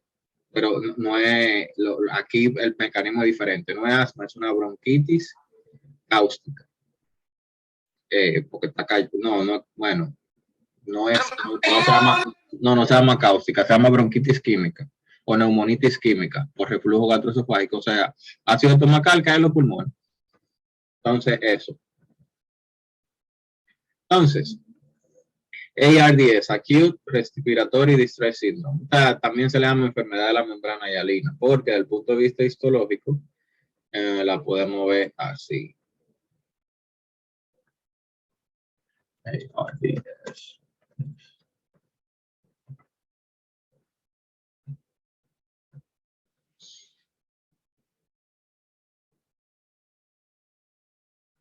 Se fijan, a eso se refiere con la membrana hialina. Se fijan esa membrana que se ve como una patología renal membranosa. Sí. Es un alveolo. Recuerden que los alveolos, esa membrana no es tan gruesa. Y aparte, no está esa celularidad inflamatoria ahí. ¿Se fijan la diferencia entre lo normal y lo alterado? Sí. Y los alvéolos son más redonditos, ¿no? No necesariamente. Cuando uno lo dibuja así, ¿verdad? Uno lo dibuja así, pero recuérdate que esto es una biopsia que se cogió y se aplató entre dos plaquitas. Okay, los tejidos no se ven como se ven en la vida real, la misma organización. Sí, a nivel celular, sí, pero a nivel tisular, no. Porque aquí nosotros no estamos viendo de que un alveolo como tal. Estamos viendo mucho aplatado. Mira, por ejemplo, ese, pero es que si algo es redondo y tú lo aplatas, se deforma. Eso es lo que pasa. Bueno, eso. Entonces, ¿cuál es el problema aquí? Que aumenta la permeabilidad vascular. Y este ratio está por debajo de 300. Aquí vemos igual eso. Entonces, ¿qué es la enfermedad esta? ¿Qué es esto? Aquí respiratorio distress syndrome. Estas son las patologías que causan disminución de la producción de surfactantes en adultos. En niños se le llama neonate respiratory distress syndrome o enfermedad de la membrana hialina también del neonato, pero es lo mismo. Recuerden que el agente surfactante lo que evita es que los alvéolos se colapsen disminuyendo la tensión superficial. Es como evitando que esta fuerza que está aquí empuje para allá. ¿Por qué? Porque como ya le expliqué, ustedes saben que es más fácil llenar un alvéolo que esté medio lleno a un alvéolo que esté más vacío. Ese va a ser más fácil de llenar este. Entonces, ¿cuáles son las causas que producen IRDS? Son tantas que es mejor no aprendérselas. ¿Por qué? Porque puede ser cualquier patología. La misma pancreatitis, cualquier enfermedad inflamatoria sistémica puede producir eso. El mismo coronavirus, o sea que decirle de que, mira, esta, es mejor fíjense qué otra patología tiene el paciente, que casi siempre van a ser patologías que van a ser identificables, inflamatoria principalmente. Lo de la pancreatitis, ustedes saben por qué es una enfermedad inflamatoria sistémica, es porque el contenido endocrino se modifica y comienzan a caer pilas de proteasa y eso causa inflamación en los tejidos. Pero puede ser cualquier enfermedad inflamatoria sistémica. Y como aumenta la permeabilidad vascular, nosotros vemos todo ese líquido ahí, toda esa secreción, que arriba no es tanto como digo para llenar esto aquí, no, es simplemente arriba, secreción, un poquito más viscosa antes que bañe, que para acá.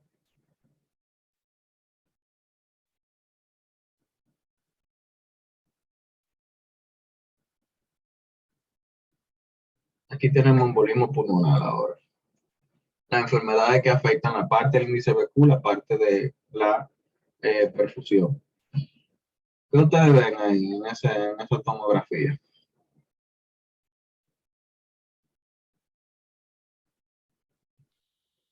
¿Qué dice? ¿Qué vemos? Ajá.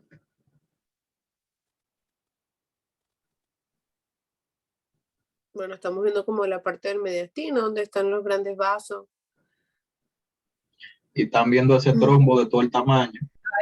Oh, eso es un trombo. Oh my God. Sí, posiblemente ese paciente murió. Posiblemente no, casi seguro.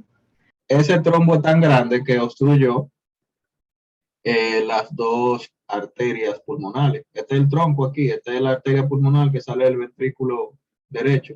Mire, el otro, ahí mismo. O sea, eso es lo que se llama trombo masivo. O sea, eso es una vaina de cuando tú escribes tengo tos en Google y te pone que tú tienes cáncer. Es como que tú escribes embolismo pulmonar en Google, te va a salir esta vaina. En los Step 1 normalmente hacen eso. O sea, que si te quieren enseñar algo, te enseñan algo muy, muy, muy grosero. Entonces, así se ve. ¿Cuáles son los tipos de émbolo? Fíjense bien, si usted le está enseñando una imagen, porque hay algo que ustedes tienen que ver. Y casi siempre lo que ustedes van a ver está en el centro. Casi nunca le van a decir que mire un eritrocito raro aquí en la esquina. O mire este macrófago aquí. O mire esta parte del intestino aquí en esta esquina. No, casi siempre está en el centro lo que va a ver. Y si ustedes no saben ver estudio de imagen, les recomiendo que practiquen con la página esa de Castle Mountain, esa que están ahí, toda esa vaina, para que aprendan cómo se ve normal. Porque aquí uno hace un análisis rápido y uno ve que hay un cambio de densidad. Que tenemos esta densidad que está en los vasos sanguíneos, ¿verdad? Y adentro de ellos hay otra vaina con una densidad diferente. Por lo tanto, no es líquido. Fíjense que eso tiene una densidad muy parecida a tejido muscular o a tejido adiposo. Fijan, pero el adiposo no se ve tanto, más como los otros tipos de tejido. Entonces, hay varios tipos de émbolos. Vamos a analizar cada uno, cuáles son importantes y cuáles son los escenarios. Recuerden que cuando uno tiene un embolismo pulmonar, casi siempre el origen de ese émbolo es que vino de la circulación venosa. Bien, ya sea porque el paciente se encuentra en un estado protrombótico, que cuando estemos viendo hemato vamos a ver eso, pero usted se va a dar cuenta que hay muchas patologías que se caracterizan por formación de trombos. Hay estados de la vida que se forman trombos, como por ejemplo la mujer embarazada, y etapas de la vida también, como cuando la gente está más vieja y comienza a hacer insuficiencia venosa y esas cosas. Casi siempre viene de la parte venosa. Eso es importante también por el escenario del émbolo paradójico. ¿Ustedes se acuerdan del émbolo paradójico? Como estaban viendo la persistencia del foramen oval. No, ¿Eh? no. Un émbolo paradójico es un émbolo de origen venoso. O sea, imagínate un émbolo que viene subiendo por la vena cava. Llegó a la aurícula izquierda. No, sorry, a la derecha. Entonces, ese émbolo, su final debería ser aurícula derecha, ventrículo derecho, y se va para los pulmones y causa un tromboembolismo pulmonar, porque de los pulmones no va a pasar. Porque recuerden que los pulmones, los vasos sanguíneos se hacen más chiquitos hasta que se convierten en capilar, y un émbolo no va a pasar de un capilar. Bien. Ahora, ocurren condiciones donde el desarrollo de la endocardia infusion cells, que ustedes saben que son las células de origen neuroectodérmico, bueno, la cresta neural, que forman la parte central del corazón. ¿Se acuerdan de eso? Que crecen para arriba para formar el septo interauricular y para abajo para formar el interventricular. ¿Se acuerdan de eso? Sí. Si no se cierra la parte de arriba y la de abajo también, ¿verdad? Pero es más común la de arriba, porque es más común porque la gente puede tener esa parte abierta y seguir una vida normal, ¿verdad? Tener el foramen oval persistente y puede estar vivo con 40 años y no le pasará.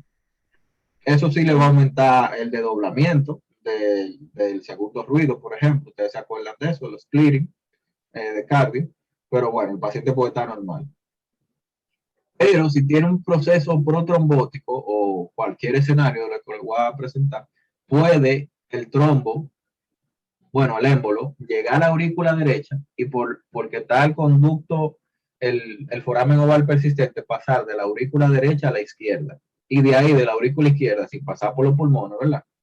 Se va al ventrículo izquierdo y puede causar entonces un evento embólico del punto de vista de circulación sistémica arterial. O sea, puede irse y causar un ACV, puede causar un infarto intestinal, un infarto renal, ¿entienden? O sea, es el escenario de un émbolo paradójico. ¿Entendieron eso? Sí. Ok. En los émbolos, entonces, tenemos atendiendo la etiología. El más importante que pregunta en cuanto al escenario es el émbolo graso. Bien, todos los émbolos tienen un escenario característico, pero la mayoría, en sentido general, están asociados a que los pacientes duren mucho tiempo sin moverse. ¿Qué cosas hace un paciente que puede durar mucho tiempo sin moverse? Está inconsciente, por ejemplo, está en coma, hace un viaje como oceánico, ¿verdad? Hice para Europa, hice para Asia, ese chofer de camión o de tren, gente que su trabajo es sentado. Entonces, para que, o una gente que haya tenido un accidente y lo inmovilizan, por ejemplo, una gente que tenga una fractura, que es yo, en varias partes del cuerpo, ustedes saben que aunque esté bien el paciente, está inmovilizado. Toditos tienen eso igual. Ahora hay escenarios especiales. Por ejemplo, un émbolo graso está asociado con una fractura de hueso largo, fémur, tibia, eso. Y tiene una característica en el examen físico. Pongan atención. Primero, disnea. Daril, pero todos tienen disnea porque son un émbolo. Ay, exacto, esa no es una, pero es formado parte de las tres, pero todos van a tener disnea. Y recuerden que embolismo pulmonar también es una causa, ¿verdad?, de disnea, pero también de aumento de la frecuencia respiratoria. ¿Recuerdan que era una de las causas de alcalosis respiratoria? ¿Mm? La respiración rápida. Bueno, sí, la respiración rápida, pero el embolismo pulmonar es una de las causas de respiración rápida. Causa alcalosis respiratoria, al igual que los salicilatos al inicio, al igual que los ataques de ansiedad, todas esas cosas que vimos ahí. Entonces, recuerden eso. Va a tener disnea, va a tener alteración del estado, ¿cómo que se llama eso? Del estado de conciencia. Pero tú dices, y no puede respirar, tiene disnea, se está metiendo en alcalosis respiratoria, lo más lógico que se pare un poco.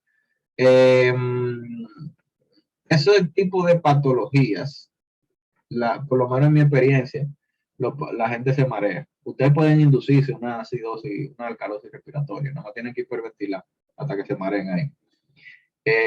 Pero esas cosas no son lo característico, pero son dos cosas que tienen. Lo característico es petequias en la región torácica, como pequeñas manchitas rojas. Esto es lo diferente.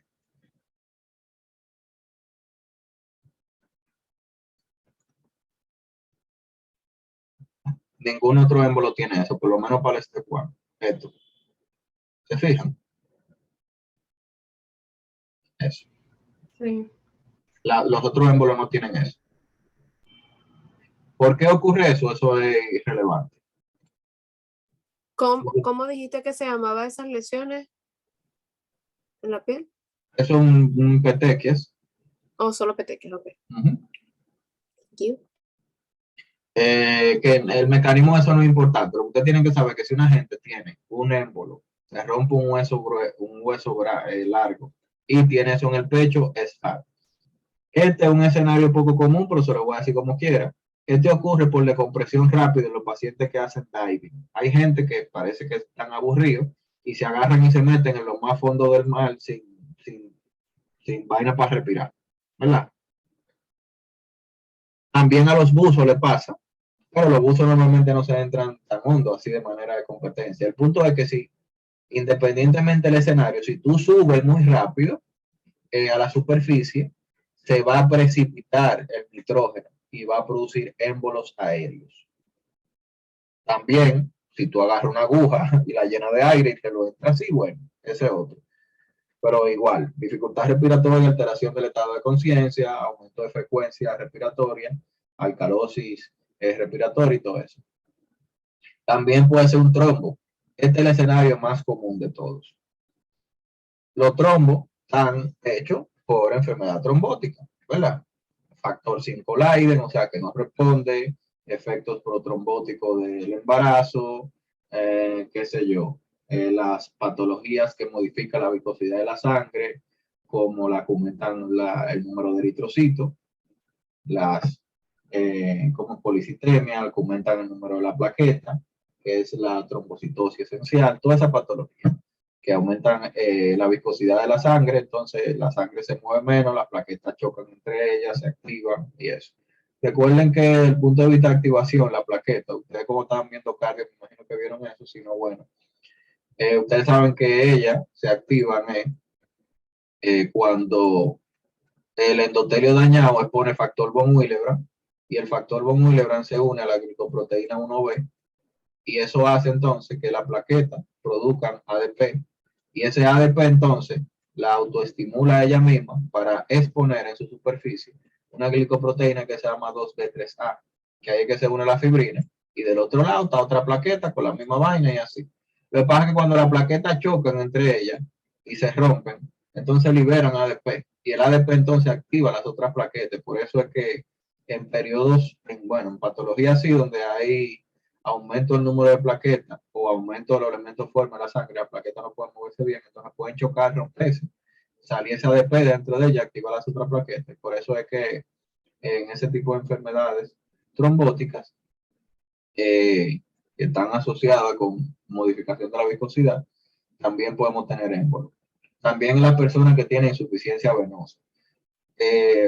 La insuficiencia venosa se refiere a la incapacidad que tienen las venas de hacer su función. ¿Cuál es su función? Llevar la sangre al corazón. ¿Y cómo yo la llevo? Bueno, con las contracciones musculares. En los miembros inferiores, cuando nosotros caminamos, cuando nos movemos, cuando hacemos ejercicio, cuando lo que sea, contraemos los músculos presionan los vasos sanguíneos y eso hace que la sangre suba. Las venas tienen una pequeña válvula, así, que cuando los músculos se contraen, la sangre sube, pero cuando los músculos se relajan, la sangre entonces baja. Esa sangre cuando baja hace un efecto de válvula aquí, porque cuando baja cae en eso y lo que hace entonces es que si yo lleno eso de sangre, eventualmente eso va a pesar suficiente y se van a horizontalizar y van a cerrar. ¿Entienden cómo es el sistema de válvulas? Sí. Ahora, si yo tengo dilatación de eso, por lo que sea, aunque yo tenga mis válvulas aquí y ellas se cierren porque la sangre se devuelve, la sangre se va a devolver como quiera. Ustedes han visto eso, vaso sanguíneo tortuoso, principalmente en doñas. Sí.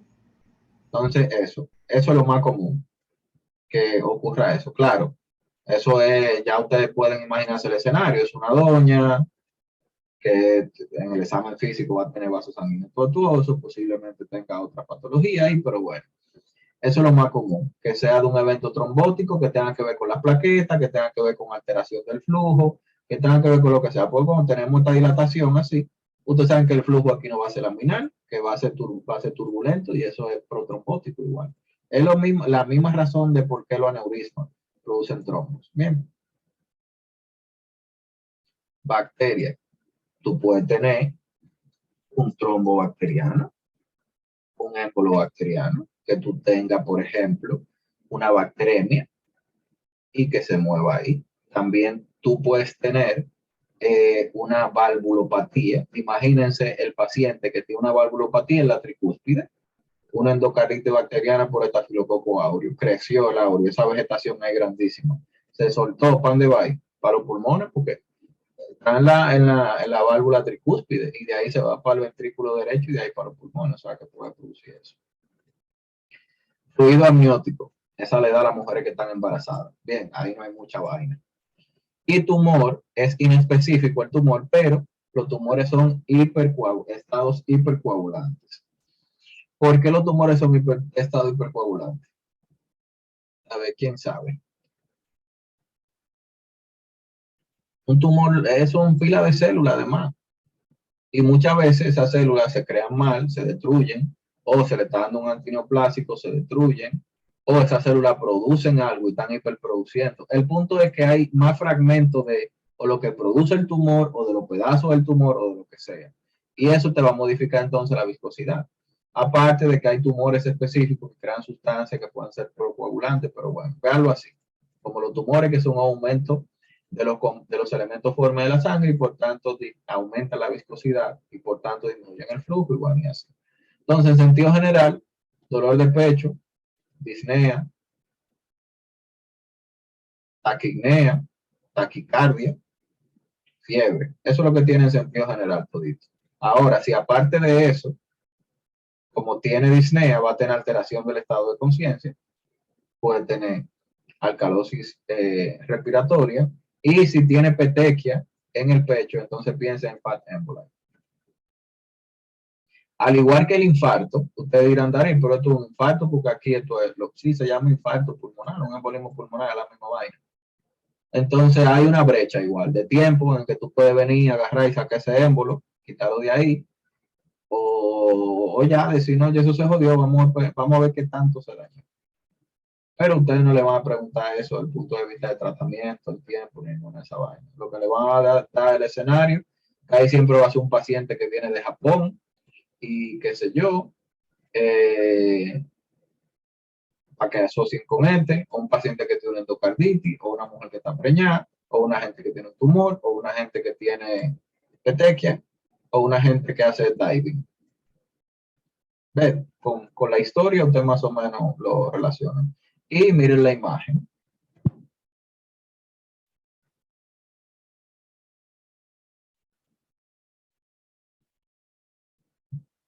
Esto que nosotros vemos aquí es el hallazgo patológico de los embolismos pulmonares. Esto que nosotros tenemos aquí es un trombo y esto son los vasos sanguíneos. Eso que está ahí es el trombo, ¿verdad? Que se está rompiendo un chingo. Esas son las líneas de Sound. Si se la preguntan. Pero bueno, no creo que pregunten eso, pero así se ve. Si le enseñan a nivel histológico, cómo se debería ver. ¿Cómo nos damos cuenta que esto es un trombo? Bueno, pues esos son glóbulos rojos que están con plaquetas y vaina.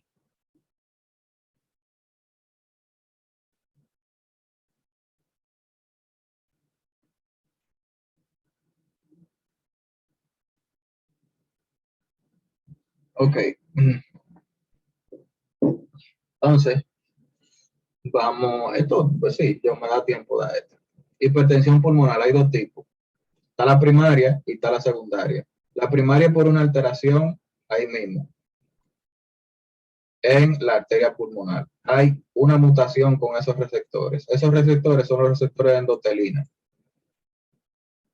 La endotelina es un vasoconstrictor pila de potente, pero tiene una vida media a nivel sistémico muy, muy bajita. O sea, él produce la vasoconstricción, pero y ya, ahí mismo, la produce y la suelta de una vez. Pero hay gente que tiene una mutación en ese receptor, donde ese receptor está siempre activado, independientemente de la endotelina. Entonces hay problemas porque esa gente entonces tiene esa arteria siempre contraída. Y ustedes saben que la arteria pulmonar es la que sale del ventrículo derecho. Por lo tanto, yo estoy aumentando la poscarga del ventrículo derecho. ¿Qué quiere decir? En toda la patología que yo voy a tener hipertensión, que voy a tener esa poscarga aumentada y por tanto yo voy a tener que aumentar mi masa muscular para poder vencer eso. Pero antes que eso ocurra, porque recuerden, eso es músculo, eso es como ir al gimnasio, eso no va a ocurrir en una semana. Parte de la sangre se va a quedar, porque yo no voy a poder vencer toda esa presión, o sea, el flujo va a disminuir. No que va a ser cero, pero como antes, imaginen que yo pasaba todo eso, ahora nada más que yo estoy pasando uno nada más. Bien. Entonces, eso me va a aumentar la poscarga también de la aurícula derecha, porque se está quedando con más sangre. Por lo tanto, la aurícula derecha va a tener que contraerse con más fuerza. Va a ser patada auricular derecha. Pero aparte de eso, la sangre se le va a hacer más difícil el retorno venoso, porque ya yo voy a tener presiones positivas en vez de negativas aquí. Porque, por ejemplo, la presión en la aurícula derecha es casi negativa. La del ventrículo derecho ya llega como a 10, a 15, y esta de aquí pues llega hasta 25. Entonces, si ustedes ven que está más alto de ahí, eso es hipertensión pulmonar. Y si es una mujer de 30 y pico de años, a eso se le llama fibrodisplasia muscular o una alteración de los receptores de endotelina, y eso puede dar hipertensión por vasoconstricción en esos vasos sanguíneos. No es exclusivo de las arterias pulmonares, puede ocurrir también en la arteria renal, causando entonces hipertensión sistémica, no hipertensión pulmonar. Por entonces, primaria, mujer joven en edad reproductiva, aumento de la presión del lado derecho y por mutaciones de los receptores de endotelina. La secundaria está asociada a hipoxia. Recuerden que los pulmones, a diferencia de los otros órganos, como se lo expliqué, los periodos de hipoxia, ¿verdad?, producen vasoconstricción. En los otros órganos produce vasodilatación, porque si hay hipoxia en un órgano, es porque gastó el oxígeno. Y si gastó el oxígeno es porque hizo ciclo de Krebs. Si hizo ciclo de Krebs, produce CO2. Y el CO2 entonces es vasodilatador. Eso es lo que normalmente ocurre. Pero en los pulmones es diferente. Los lugares que no le llega oxígeno producen vasoconstricción. Bien, el oxígeno produce vasoconstricción de manera normal. Por eso lo vamos a ver en los dolores de cabeza. Pero aquí, la falta de oxígeno produce constricción. ¿Entiende la diferencia?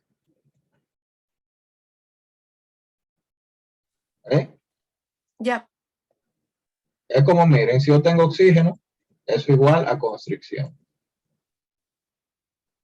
Entonces, no, O2, no constricción. Eso es lo que normalmente pasa. Ahora, el tejido pulmonar en no oxígeno es igual a constricción. Ahí sí entendieron. Porque es un tejido que se comporta diferente. Los otros se comportan, todos los otros tejidos del organismo se comportan de esta forma.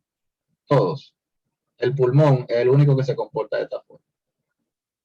Y tiene sentido porque ¿para qué yo voy a mandar sangre por un lugar que no tiene oxígeno? O sea, desde el punto de vista respiratorio tiene sentido. Ahora, desde el punto de vista metabólico, tiene sentido que el oxígeno provoca constricción, porque si tú tienes oxígeno, tú no necesitas mandar más oxígeno. ¿Pero entendieron eso? ¿Esa diferencia? Sí, sí lo entendí, pero cuando tú dices lo de, cuando no hay oxígeno, te sigues refiriendo a la parte vascular. Cuando en la sangre de los pulmones no hay oxígeno. Ajá. Cuando se habla hipoxia es disminución de oxígeno Ujú. vacío, ¿verdad? Ujú. Eso es en los alvéolos. Esos alvéolos se colapsan, porque si no hay oxígeno, si no está llegando oxígeno, los alvéolos no pueden dilatarse. Y también desde el punto de los vasos sanguíneos se contraen y producen entonces hipertensión. Ok, ya entendí. Bien, esa es una causa. La otra causa es enfermedad cardíaca izquierda. Recuerden que si hay falla cardíaca izquierda, se acumula la sangre en el ventrículo izquierdo, se acumula la sangre en la aurícula izquierda y todo eso aumenta la poscarga del retorno venoso a la aurícula izquierda. Y eso nosotros lo podemos medir con esta vaina que ustedes vieron en cardio, la pulmonar y capilar y web pressure, que mide de manera indirecta las presiones en la aurícula izquierda. ¿Se acuerdan de eso? Sí. Eso es una característica importante porque la pulmonar y capilar y web pressure está aumentada en, por ejemplo, en los choques cardiogénicos, o el corazón no puede bombear la sangre. Y sepan que entonces que una causa de hipertensión pulmonar son la patología de corazón izquierdo, que de hecho son la principal causa, es lo más común. Todas las patologías que afectan el corazón derecho, la principal causa es el corazón izquierdo. Y el otro trombo, como nosotros vimos, los trombos, uy, ¿qué es eso? Cogí el vaina de este, por favor. Los trombos pueden llegar a los vasos sanguíneos y obstruirlos. Si yo tengo eso ahí y está obstruido por un trombo de todo el tamaño, entonces la sangre no va a pasar, eso va a aumentar la poscarga y la presión. O sea que, listo, eso es hipertensión pulmonar. Entonces ahí sí. Ahora sí lo dejamos hasta ahí, déjame ver qué es lo otro que va.